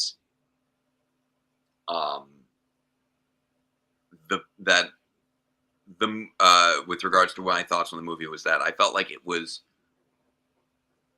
more emotionally intelligent than anyone would have expected, and probably more than our fandom deserves. And that I really appreciated the bold choices of taking quite possibly the two most visually iconic elements of the original series, the morphing sequence and the Megazord transformation, and instead of making them visually iconic within the film, making them instead the most emotionally resonant moments of the film. The emotional turning points, the climaxes of the film. I felt was also a really bold choice. Like, you don't really see them morph in a traditional sense. You get these glimpses of it, it's happening, but it's meaningful because this is them coming together for really the first time, and it's a moment of self-actualization. And I felt like that was a really bold choice, even though it was, visually subversive. And the same thing with the Megazord transformation, where you don't actually really see the Megazord transformation, but it's their final, forged in fire bonding moment. And again, it's the emotional resonance rather than the, hey, that looks cool moment. Yeah. Also, off topic real fast. Kind of, me and my friends are a lot. I do a lot. I have a lot of scientists on my channel at times, and we talk about this all this time about how this.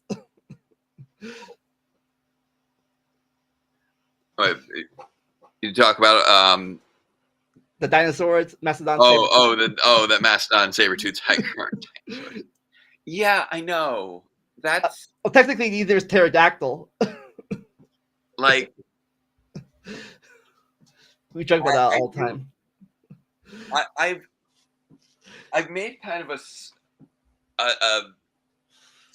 small observation when it comes to that.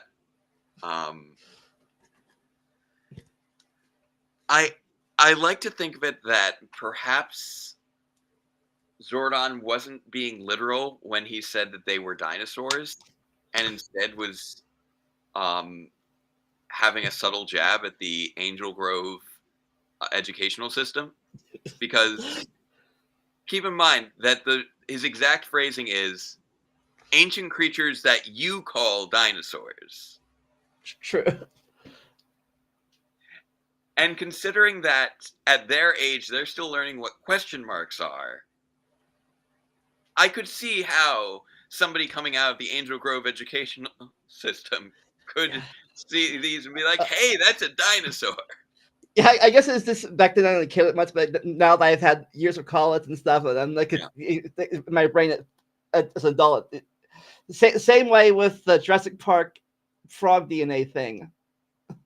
Yeah, like among other things, why are you using amphibian DNA? Yeah, like birds, crocodiles, lizards, even mammals are closer matches than frogs to dinosaurs. I'm like, at the time I didn't care. Like, that's a cool movie. I can only assume the frogs were utilized due to a certain simplicity of genetic coding, but I think it's because of I think they mentioned in the movie. I think it was just because of that they needed to have the what's it called, sex change thing. Yeah, the like sexual dimorphism or whatever the term is. They needed to have that as a plot point, but within the context of what they were doing, it's like, why are you doing this? Um, But yeah. But speaking of plot points and continuity, in your series, you made it so both Lost Galaxy and RPM were the same universe. Everything else, yes, well, everything pre in space was one universe. Then they split. yes. That is my personal headcanon that I tend to stick to. I know that's not necessarily the headcanon. That's not necessarily the explicit canon of the franchise. Um, I've been very fortunate that I don't think anything has managed to explicitly contradict that. And now we are, you know, ostensibly at the end of the main continuity of the franchise. So I think that I can still feel mostly safe and solid in that interpretation. Yeah, it's weird. I think until they specifically said RPM was a different universe in the series, I'm like, what happened between Jungle Fury and here that this happened? Right. Um, but yeah, I always felt like Lost Galaxy was kind of out of step um, with everything else, and it would have kind of made more sense with it being a slightly different timeline. And I just kind of went off from there in terms of how that would be integrated. Like, when you get right down to it, that series just demonstrates such a technological jump in so many respects. But if you think of it as a parallel timeline where it takes place, um, you know, concurrently with Lightspeed Rescue, where each of them had sort of a year-long gap um, after Countdown to Destruction. In one case, that year-long gap is developing TerraVenture based off of the Dark Fortress. In the other, you have Ranger technology being shared with humanity and them developing their first ever Ranger powers. Each of those feels like that could take a year to make happen, and then each of those could be two things that could happen in parallel to one another. Um, and the crossover between the two is close enough to the end of Lightspeed Rescue that I feel like it still works pretty well. I mean, the journey for TerraVenture was, I believe, something like 212 days. It was not a full year. So if you place Drakina's Revenge as immediately following the events of Journey's End, it still lines up pretty well. Um, and then I extrapolated further to connect it to RPM because I felt like Power of Pink worked really well as a potential instigation for the formation of Hexagon and all of that storyline. Parapink was that the Parapink? What was that again? Power of Pink. Oh, that was the Death of Kendricks in Lost Galaxy. Right. I think that for some reason I was thinking about the Kimberly episode where she went back to the Old West and they said no more pink, too much pink energy thing. Oh yeah, no, that would have been Wild West Rangers. But I felt like I really wanted to try and see how I could kind of knit the universes together into something cohesive and coherent. I wanted to have everything, not necessarily on a singular timeline, because that was clearly not something that was viable once it was established that RPM was a separate timeline. Um, but have a clear sense of continuity where they were not just completely different universes, but instead have that divergence, have those branching timelines. And since I had already kind of always felt like Lost Galaxy made more sense as its own thing, placing it on the RPM timeline really seemed to work for me. And then I just found that connection um, with with RPM, where I'm just like, okay, well, this could connect to that, and this could connect to that, and this could connect to that, and that would make that all make a lot more sense. And it actually adds certain elements to the continuity, like the idea that Venjix didn't necessarily wipe out as much of humanity as you would expect if it's in a timeline where a significant portion of humanity has been transferred over into a new space colony on Miranor. more of humanity survives that way. Okay, that's true. But speaking of surviving continuity, I don't know if it's a spoiler or you mentioned this, I forget. Yep. But is your character from the Lost Galaxy universe or the Lightspeed Rescue universe? Or different? Lost Galaxy, or the Lost Galaxy RPM timeline. Yes. So ostensibly there is still a mainline Phantom, and I kind of made that choice early on. So you're on the same universe as Dr. K then? Yes. But and part of the reason that I ended up making that choice was a lot of the storyline I came up with before Megaforce had concluded. And I didn't know if the Phantom Ranger might appear in the legendary battle. And I wanted to have a good reason for why he might be there if he was also in Power Reviews. And so I'm like, okay, I'm going to have it be that version of Phantom. And then I developed a lot more of the story from there. Again, how the relationship with Cassie ended, the trauma of seeing the attack by Venjix, the levels of responsibility he felt for that. There were just a lot of good character opportunities once I chose that particular path. So why did you pick the Phantom Ranger? Well, it started off with me just kind of I had always kind of had the Phantom Ranger as an avatar personally, early on, like the day back in the early Ranger board days, when I kind of got to be a little better known in the fandom, in the early 2000s, very early 2000s, like 2001. I used, I went by Database Ranger, and I felt like the Phantom Ranger was a good avatar for me. I stopped using the Phantom Ranger as an avatar once I started doing Power Reviews because I knew where it was all going to be going. But it actually kind of started with MJ's resemblance to Dr. K. We'd been to Power Morphicon. MJ had already done the Dr. K cosplay.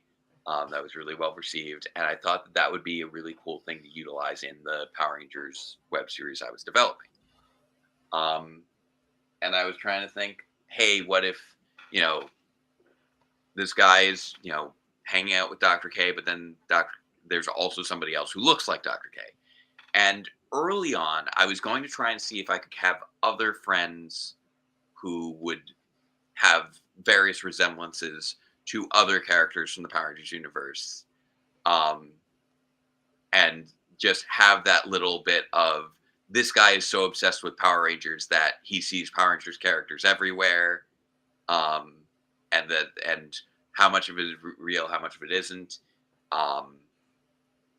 And eventually you'd realize that these characters were characters that were actually from the Power Rangers universe. And then you'd have the ultimate reveal that he was a Power Rangers character as well. And the reason that, he was not a recognizable one was because he was the Phantom Ranger and nobody knows who the Phantom Ranger really is. And that was sort of the starting point for the story.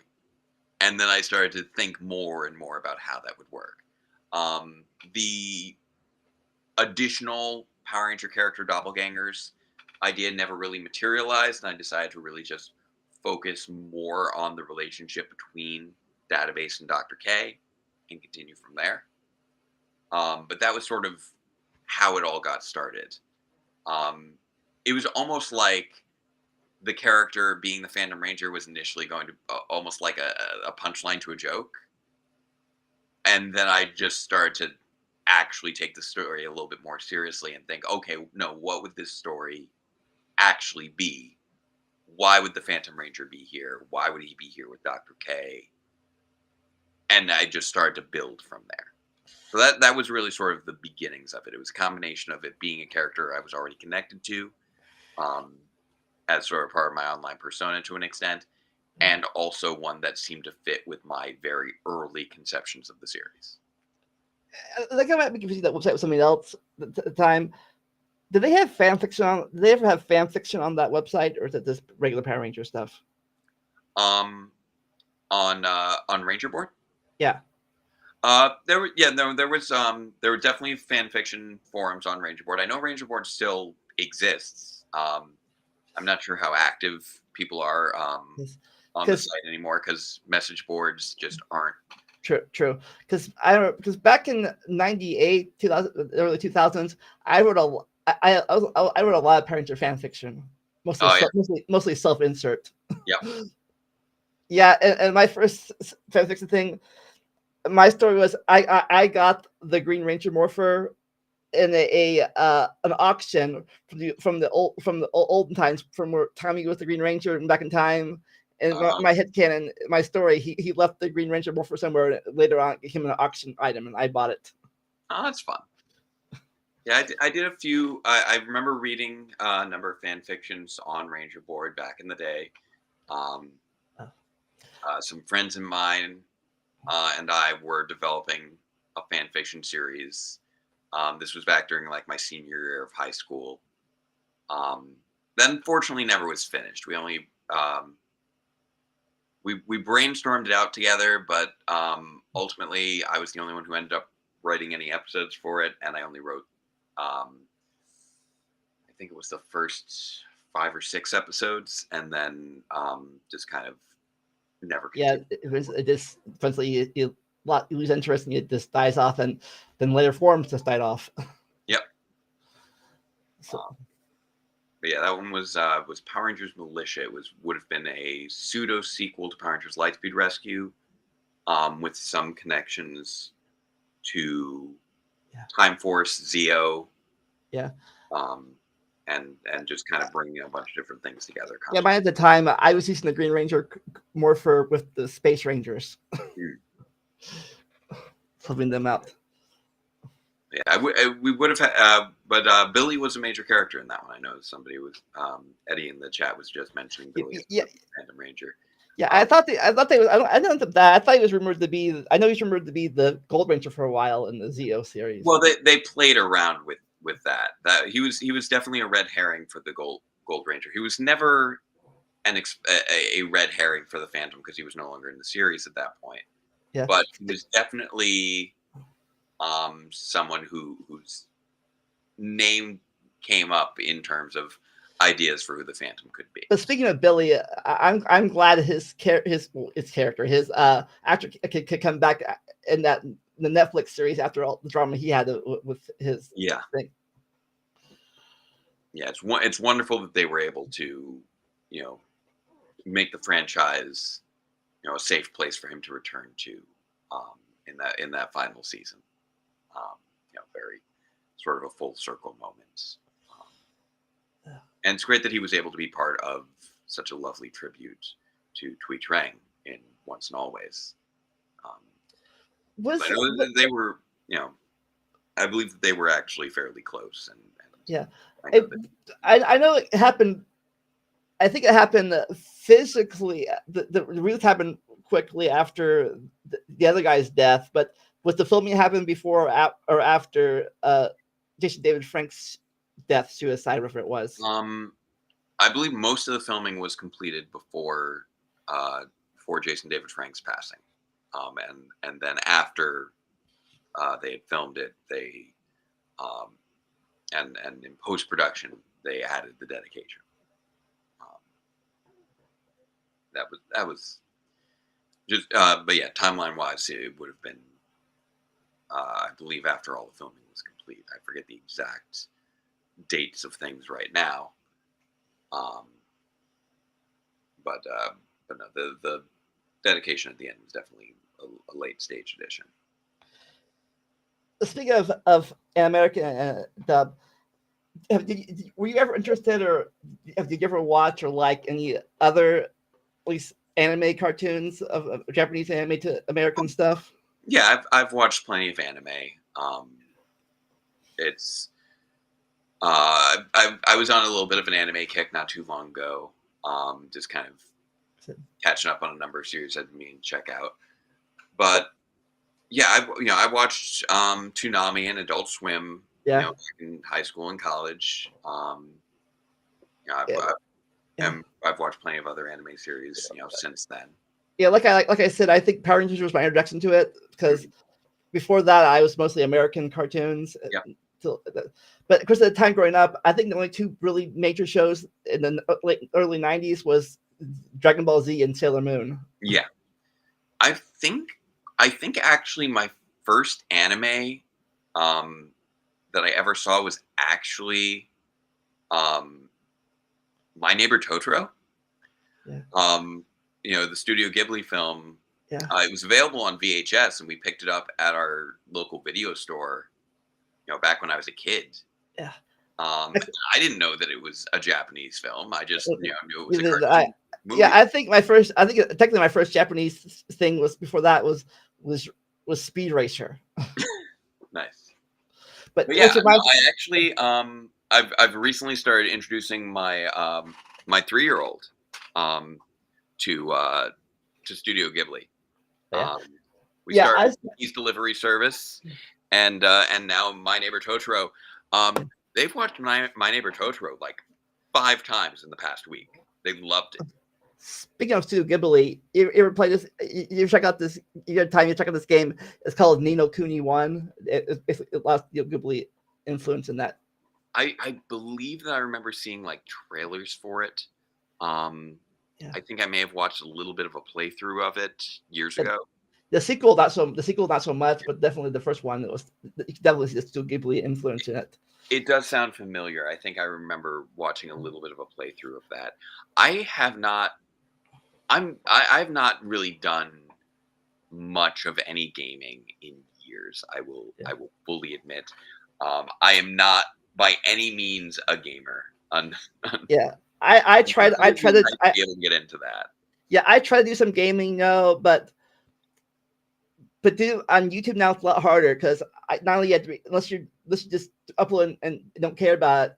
Yeah. A lot of it there's a lot of, like you do, a lot of editing. Yeah, I'm just always editing, and now I'm a teacher and a dad, and I just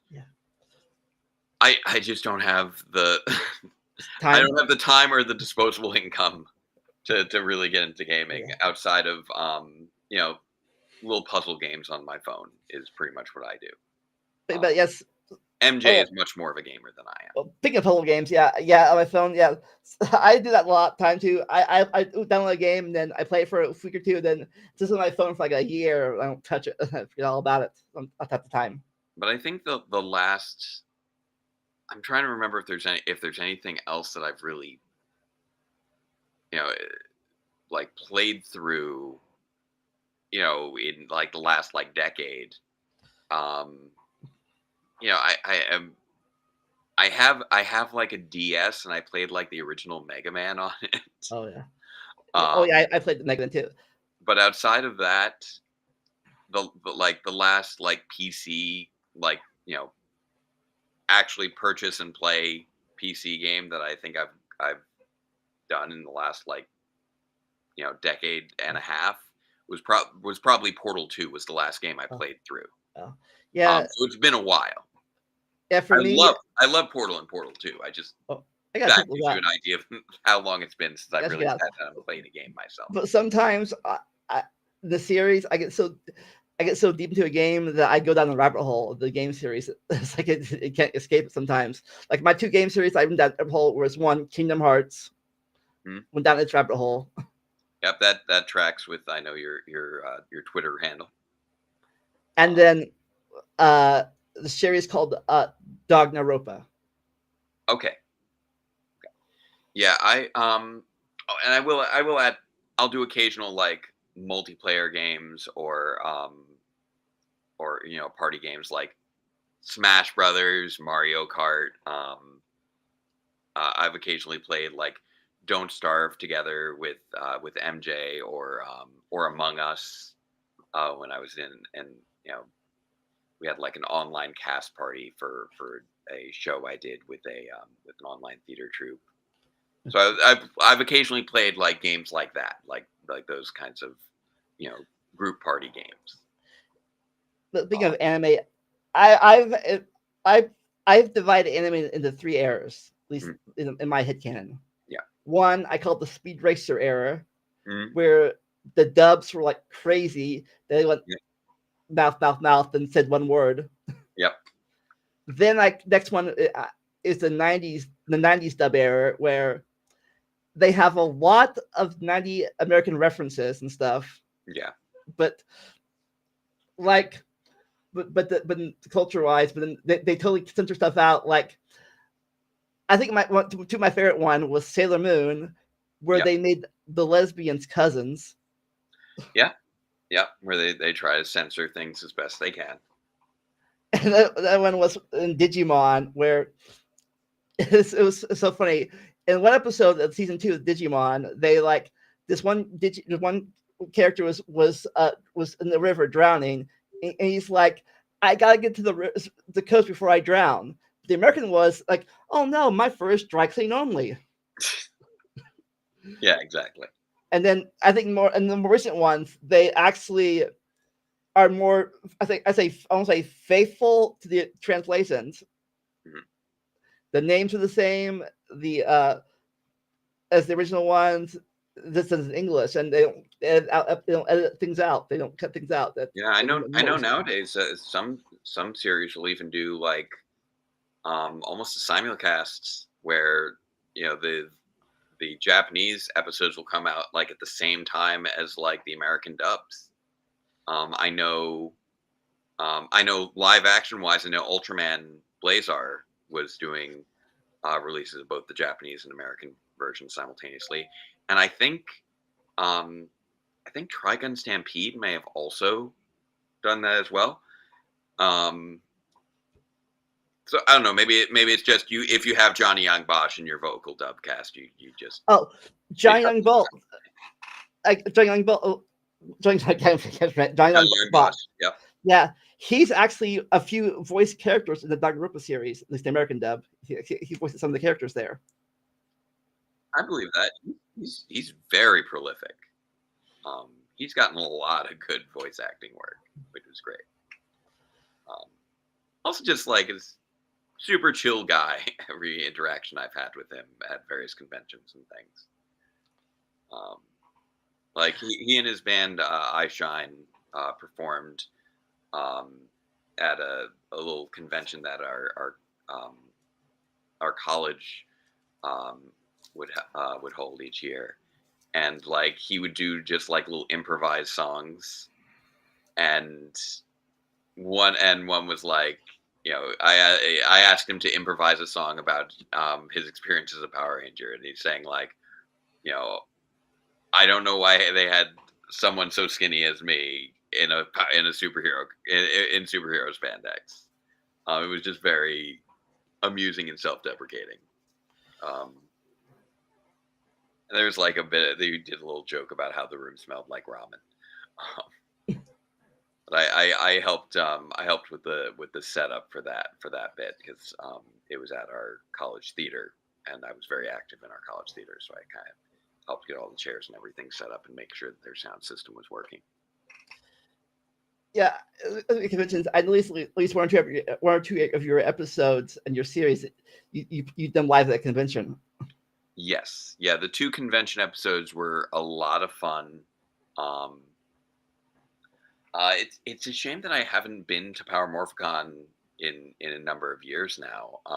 The last one that I went to was 2018, um, and then the pandemic happened, and I stopped being comfortable with travel. And now I have two kids, um, and unfortunately, the convention has made some questionable choices in terms of organization and attendees and guests that um, I've not really approved of, and therefore Yeah, have, I'm not looking to go to traveling and being in a convention environment at this current stage of my life anyway. But even if I were, I would kind of think twice with regards to some of the stances and issues with some of the guests. It's something where I feel like as much as I've loved every Power Morphicon that I've been at, I feel like there should be a stronger code of conduct when it comes to when it comes to guests. Mhm. And I feel like that's one thing that could be improved when it comes to those conventions, because certain attitudes and views that have been expressed can Mhm. create unsafe environments for attendees. Yeah. And I don't think that you should be having guests that are creating unsafe environments for your attendees. Um, It's, it's and I think if you just have a formal code of conduct on that, true. that's something that could be honored. On a more personal note, speaking of code of conduct, has especially Twitter and stuff, has any of your Twitter views ever blend through to your series? Like, I noticed your Twitter lately. I know I've been a lot more vocal in my political stances when it comes to Twitter compared to Power Yes, Reviews. yeah, so have I recently too. But yeah, has it ever blended into your series at all? Not really. Outside of I think the evolution of my political views over the years. Um, I think it may have informed some of my writing. Um, a stronger focus on themes of solidarity, for example, in the final speech of episode 99. Uh, But for the most part, it is a fictional universe, True. and um, I always had a very strict sense of keeping the series in line with the Uh, spirit and the general um, general ethos, the general True. feel of a Power Ranger show. Keep the So yeah. none of the characters curse, for So example. so I so never curse. definitely note that the final boss of episode 100 is gonna be Donald Trump the whole time. No, Yeah, yeah. I'm not. That's not something that I feel would be appropriate to the story that I started telling 12 years ago. Um, I've made the occasional little nod. I think I may have made some sort of nod in episode 94 to how things got um, a little questionable after 2016. Um, Mostly, I wanted to um, keep true to the ideals of you know standing strong against evil forces, yeah. and in a Power Rangers context, that would be like Dark Spectre, evil demons, etc. But in a real world context, I consider that to be the rising tides of fascism that are very real, and very concerning. And that's why I've done things like the live stream for voters' rights back in 2020. Something that I would love to be able to do again, but unfortunately, I no longer really can due to my responsibilities as a parent. Yeah. Um, but Yeah. I do consider you know the threat of Donald Trump to be Yeah. a very real one.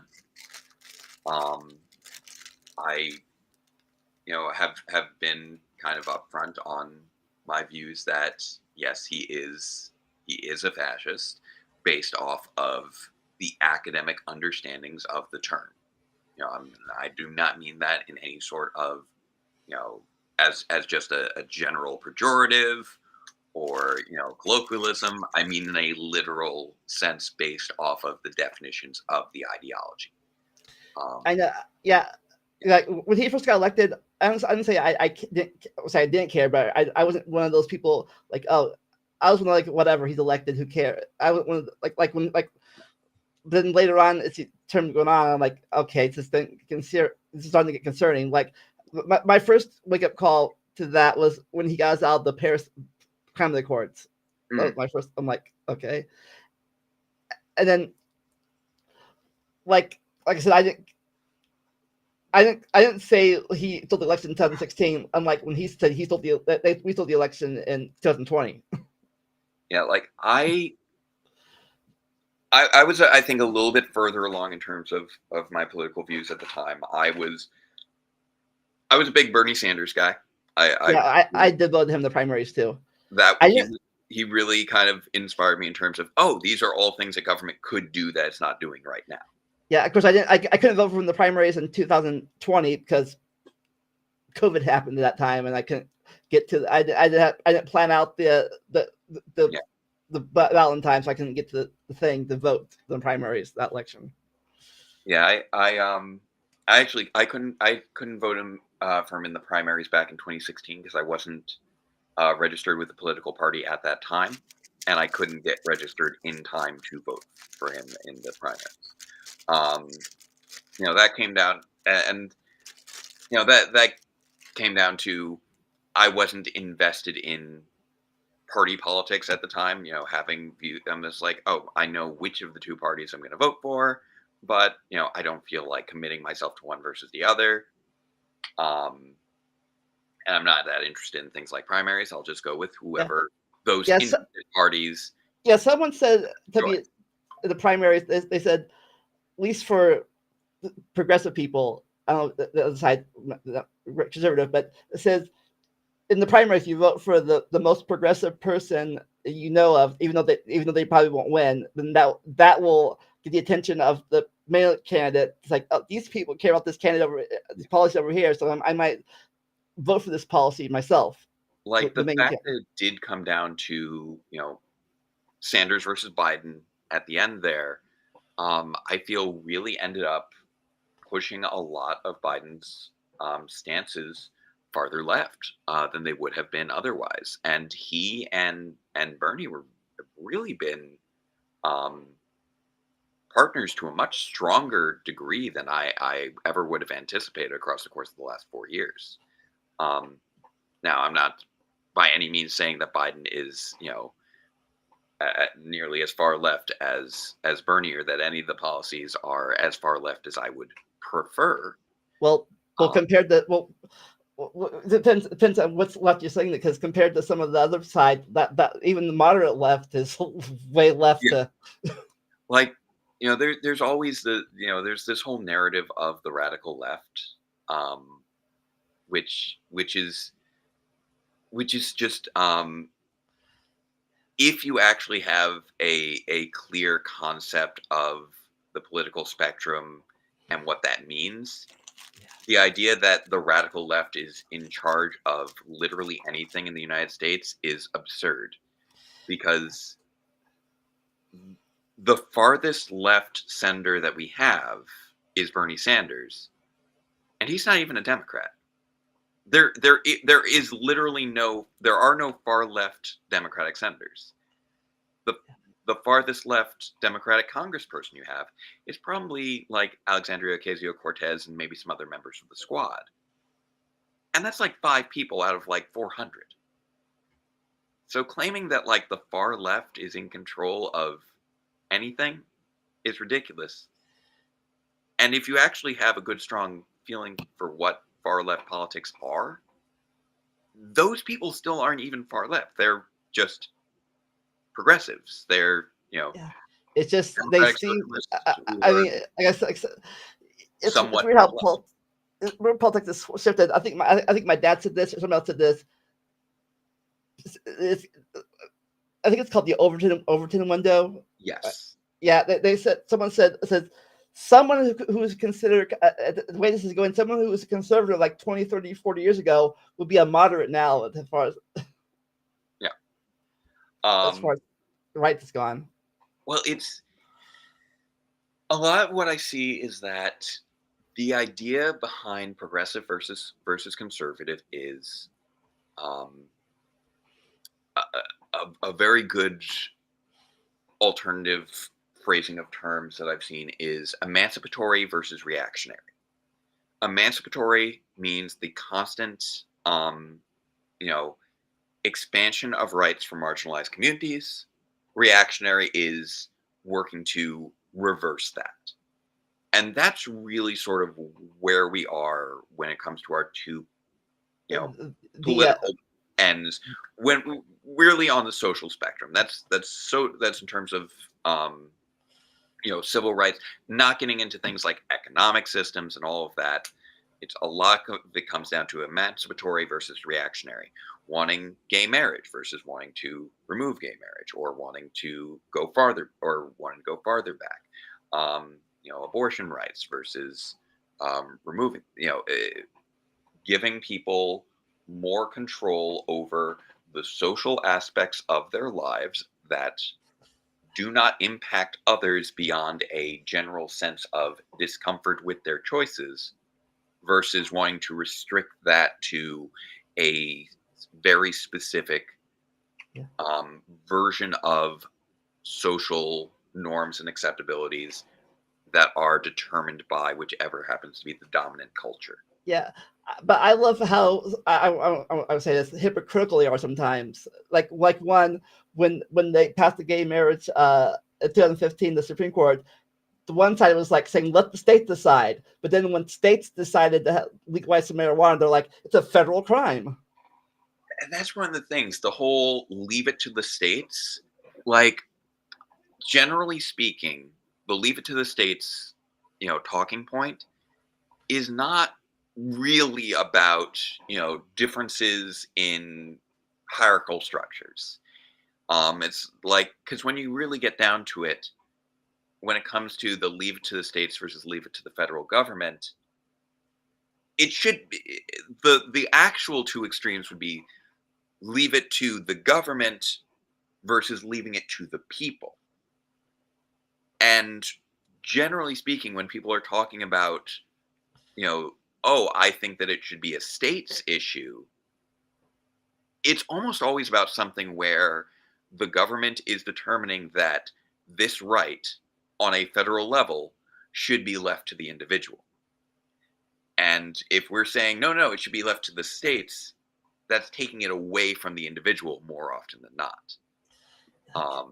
So when we're talking about things like states' rights when it comes to abortion, it's really more so, oh, we don't think that everybody should be allowed. We should believe there should be certain groups can limit that. The government should be able to limit that. And if we can't limit it at the federal level, then we want to limit it at the state level. Yeah. The state, the Washington state thing. The last election, I was in Ohio, so we passed both abortion and legal marijuana the same election. But anyways, when that first happened, I was in Ohio, so I lived in the state where this got me mad, where a 10-year-old had to leave the state to get an abortion. Yes. She was raped and she had to leave the state. They wouldn't let her get. Yeah. I'm like, I think I said, if both a mother and a daughter are both in their car seat, she didn't have a baby. Like, both are in car seats still. There's what I think really comes down to is that a lot of people kind of obscure what the actual issue is when it comes to abortion. They say they debate whether or not a fetus or an embryo has personhood, and at what stage that might be, when it should really be more so in the context of pregnancy being, you have a person functioning as a life support system. You have a human life support system when that person is pregnant. And ultimately, that person should have the right to choose whether or not they continue to function as a life support system. And even people that want to keep the baby and at the last minute they have to terminate it because they're going to die. Both him and the baby's going to die. Even they can't get an abortion because the current laws now, even if you're going to die. And if you think about anyone else on life support, you have to make that. There's someone has to make the determination of, do they continue on that life support? And more often than not, if the person who is on life support can't speak for themselves, the decision is left to the family in consultation with the doctors. And this should be the same situation. The decision should be left to the family in consultation with the doctors in terms of whether or not that life support should continue. And that's what I think is really why it's, it is a bodily autonomy issue. But I don't think many people realize that's the manner in which it is one. Like, they're saying like, oh, if it's bodily autonomy, you have the right to choose what you do with your body, but not the right to choose make that choice for the body of the embryo or the fetus. And it's like, okay, but what right does that embryo or fetus have to the pregnant person's body? And there's also the irony of so many especially people especially yeah. believe in stand your ground rules and castle doctrine, where if somebody were to just step on your property, you have a right to shoot them. Let alone if you have a person inside your body. Yeah, and especially the You have a right people to remove that person. that don't even have didn't have a choice or to have the sex in the first place, like rape victims. It's even then, but there's so many different factors into how you get to that point that you can't really legislate for every possible situation without creating an undue burden on, whether or not somebody gets to choose how their body is being used. so it's getting a little bit. I know that we've gotten far afield of Power Rangers at this point. Yeah, so it's almost 11 a.m. So 11 a.m. Wow, not a long time. 11 p.m. So start wrapping this up because you probably get the bed soon and get your kids. Oh, speaking of your kids, have you got your kids the Power Rangers yet? I have not. I have. MJ and I both kind of made the choice to largely wait until they're older.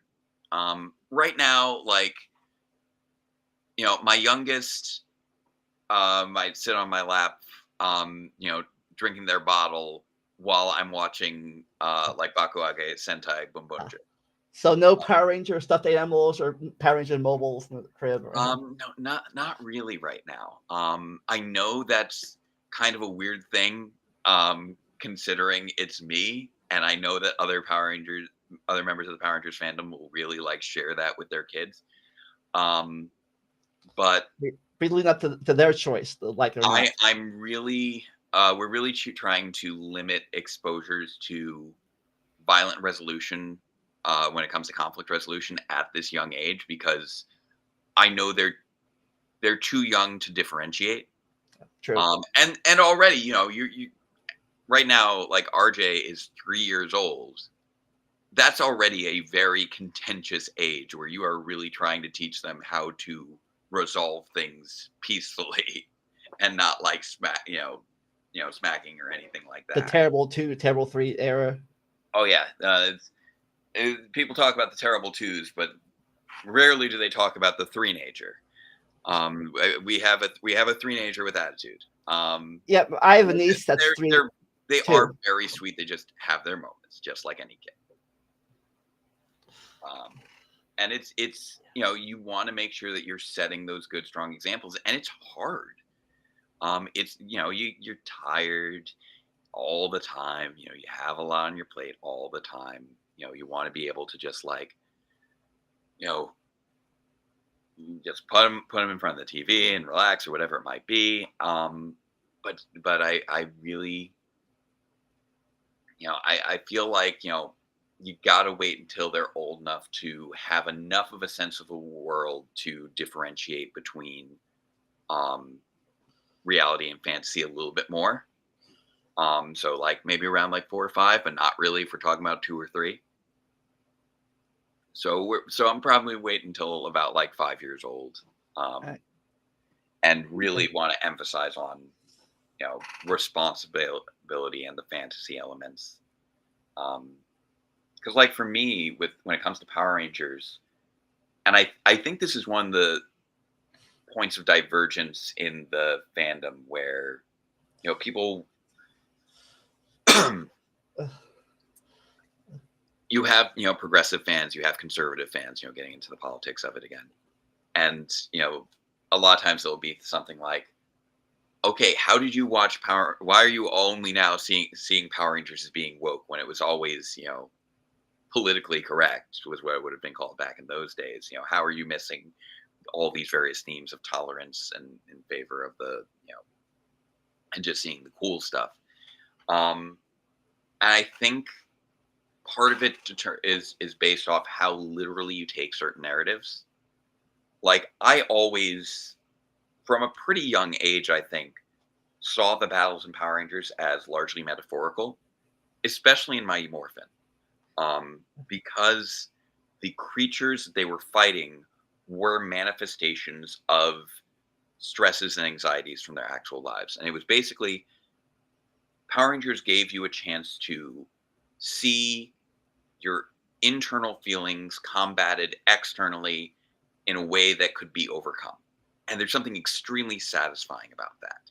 And that is the catharsis, I think, of Power Rangers, and especially early Power Rangers. I think that's something that a lot of the franchise kind of lost along the way. But if you look at like the Mighty Morphin era, you get things like, I talked about this with Brush with Destiny, with Artist Mole representing Kimberly's fear about moving. Grumblebee was Billy's fear of failure. Dealing with Zach's fear of spiders. Island of Illusion. A lot of it was them facing their greatest fears. And when you're a kid, that's a very emotionally complex thing to process. Yeah, I used to joke about I don't say joke, but kind of joke, but how nowadays the lessons are much more front and center. While when we were growing up, they were much more subtle. They kind of stuck in a little bit that you didn't realize sometimes that you're learning a lesson. I think they had stronger thematic through lines on the lessons, and the lessons were less specific, as opposed to do this, don't do that. It was, you are experiencing this emotion. Here's a chance to see it externalized and processed. Yeah, like for example, there's one episode. You remember a show called The Rescue Rangers? Oh, Chippendale's Rescue Rangers? Or? Yeah, it's like one episode where Gadget was in a cult. I didn't know what that was at the time, and then later on, I realized what a cult was. I vaguely remember that episode. I feel like it was a cheese-focused cult. I think it was cult. I think it was cola. Oh, right. It was like Coca-Cola or something like that. Yeah. Oh man, oh man. Yeah, like then they would like do this the jingle and it would get caught in their minds. Like I know what that was at the time, but later growing up, I was like, oh my god, that was a cult thing. But I think that one of the unfortunate things that people take away from Power Rangers if they don't see it through that lens is that violence is a valid resolution to conflict. And that is a problem when that gets reinforced. And so you have sort of those two different two different takeaways from it. One where there's the catharsis of dealing with internalized stresses, and one where it's resolution of conflict through external violence. Yeah. And it's two very different shows when looked at through those two very different lenses. But like I said earlier, the thing, like even though it's still violent, those seasons, later in the other seasons, it's like they captured them instead of outright killing them, and some. Right. And so as disappointing as it is to see, anytime you see any Power Rangers fans, and I feel like it is. At the very least, with the circles that I've run through, I feel like it's a minority of the fandom. It's disappointing to see Power Rangers fans and Power Rangers actors support those conservative and fascist movements. Yeah. You can kind of see how they connect because fascism is so rooted in violent resolution of conflict. And that's not even including not political, but kind of the Power Ranger fan wars that have obviously any fan wars of anything happen. Like I think the first Parent Fan Wars I ever did was the Kimberly Catherine fan war in the early. That was one of the early ones. Kim versus Kat. And then you could even think of like Kim versus Kat as like if somebody's those people who are the diehard Kim fans, you can even imagine them saying, you know, like reject modernity, embrace tradition. But you know, personally, nostalgia is a dangerous thing. Yeah, personally, I like Catherine as a Ranger. I never got into the couple thing. Oh, I will fully admit that I think that in terms of their portrayals in the show, yeah, I think that Amy Jo Johnson and Jason David Frank had stronger chemistry than Jason David Frank with Catherine Sutherland. I felt like they just had a stronger interplay and stronger chemistry. I just hate that storyline wise, I can get how the characters of Kat and Tommy make more sense. I think they did better. I just hate the Dear John letter process of it. Oh yeah, no, that was also just a cheap way to you know, to end things. But I you know, the show was always kind of just flying by the seat of its pants throughout its entire run, really. So wrapping it up, once you get done with episode 100, the finale, you have anything in the future, or are you just done with YouTube? Well, I don't know what else I necessarily want to do with YouTube moving forward. I think that, you know, you know, one of the tricky things is I know that my audience reach has decayed over the years, and part of that is just due to, you know, all the production delays and the inconsistency of my release schedule, which, you know, if I had fully committed to this as like a career kind of thing, maybe I could have done better. But, you know, I had to prioritize other aspects of my life, and you know, this is the consequence. Like life happens. Like I was lucky that you still contacted me to be a part of the season, the promote episode, because I remember for a long time that was like your $10 goal or $15 goal in Patreon. Then that just dropped off after a while. And I've always felt bad that I never really properly honored my Patreon rewards. That is one of my personal failings. I overpromised and underdelivered by quite completely. Like that was a failure on my part, and I was just too overwhelmed to address it. But I knew at the very least that was something I wanted to honor. You know?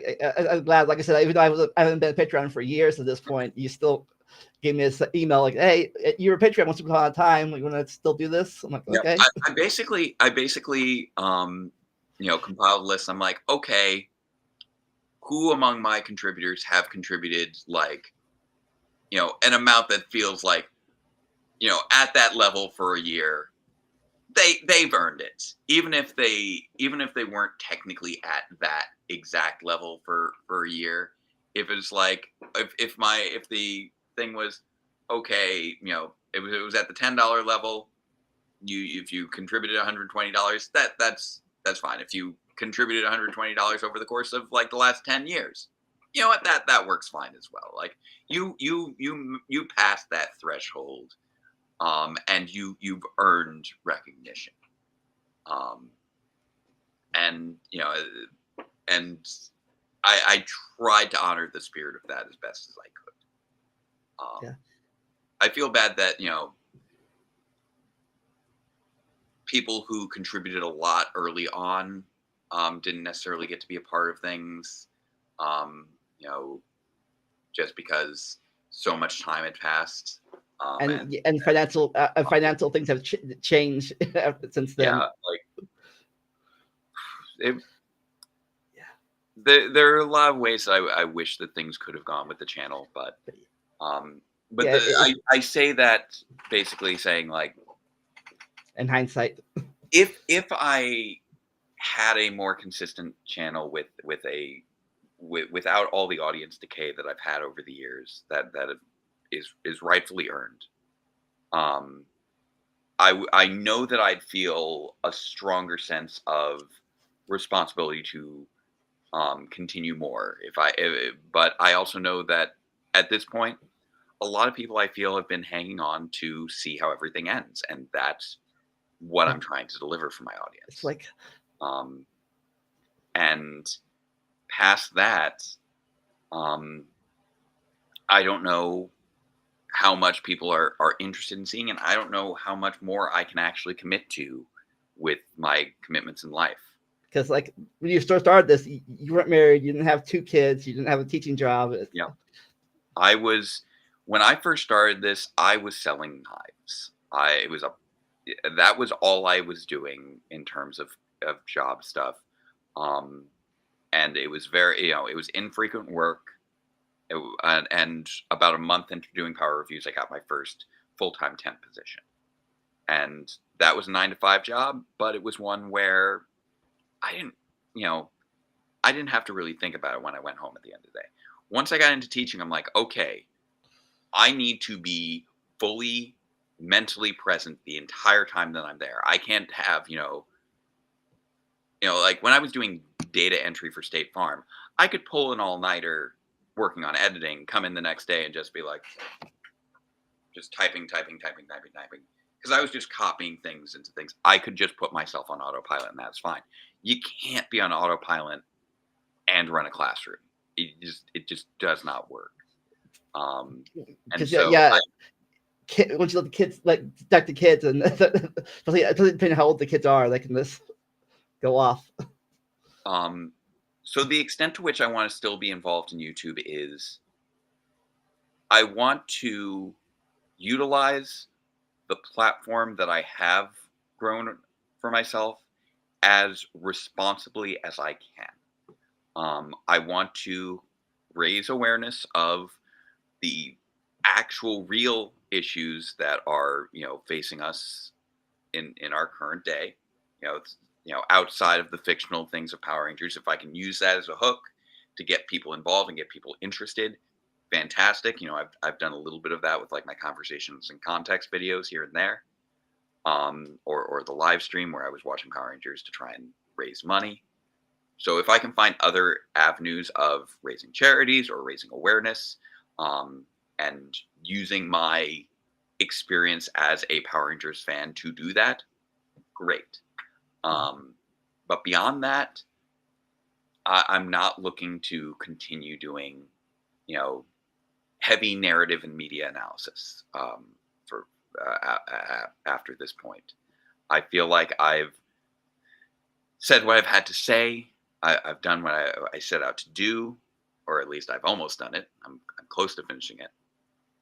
I'm hoping to have it. Knock on wood. Knock on wood. I'm trying to have it done by the end of the summer. As you are aware, there's been some notable setbacks. We lost a dear friend very recently. Yeah, I heard about that. My mom passed away a month ago, so Oh, I'm sorry. Yeah, it was one day before her birthday too. Oh my God. Yeah.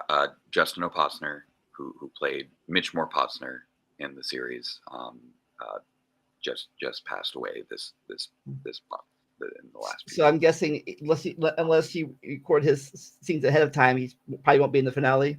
I did record his scenes ahead of time. There may be 1 or 2 pickup shots that I won't be able to include, but basically almost all of the footage with the Morpotsners was actually filmed about 5 years ago. Wow, that's good. I can do one of those. It's less that it has an impact in what I can include in the episode, and more just the emotional toll of losing a close friend. True. So I can do one of those things at the end of the episode, or dedicating things on your thing in the episode, like that is the intention. I'm going to be, trying to make sure that it's respectful, and communicating with his wife Sarah on that front, to make sure that I'm, you know, doing things upright. They were both, you know, just a major part of the series, and you know, Justin's loss is the loss of Justin is very acutely felt by all of us.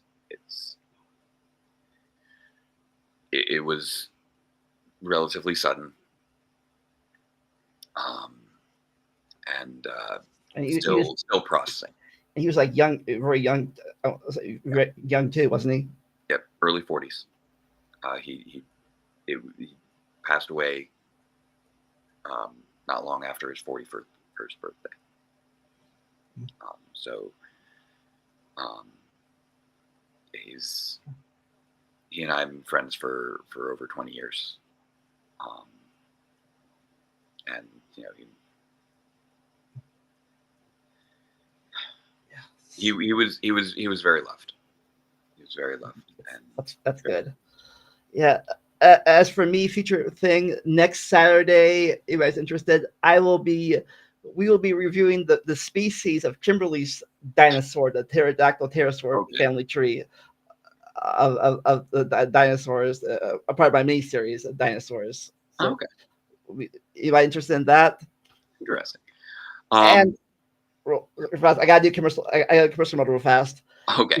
You want to help support? If you haven't subscribed to database yet, click his name in the title and description, and to do that, you want to support the channel. I have Patreon, wish list, all that stuff, and I'll always just a like and subscribe, a like and a share helps the channel a whole lot. Yeah. Thank you so much for that. Stay tuned for that final episode. It's coming. If you feel like mirroring this in your channel, you have my permission to mirror this if you want to in the future. This interview. Yeah, thank you very much. Yeah, I'll figure it out. Yeah, I'm sorry that I was sort of very up in the air on my scheduling here. It was due to the circumstances. I wasn't sure what was going to be happening, or what the timing would be on burial services and things like that. That has been largely resolved at this point. So thank you for your flexibility on that, and for highlighting the channel, and for a good conversation. All right, as we go sign off, you want to say your closing catchphrase? Farewell, Ranger fans, and let the power protect you. As I always say, never stop learning and enjoy the randomness. We'll see you next time. Bye.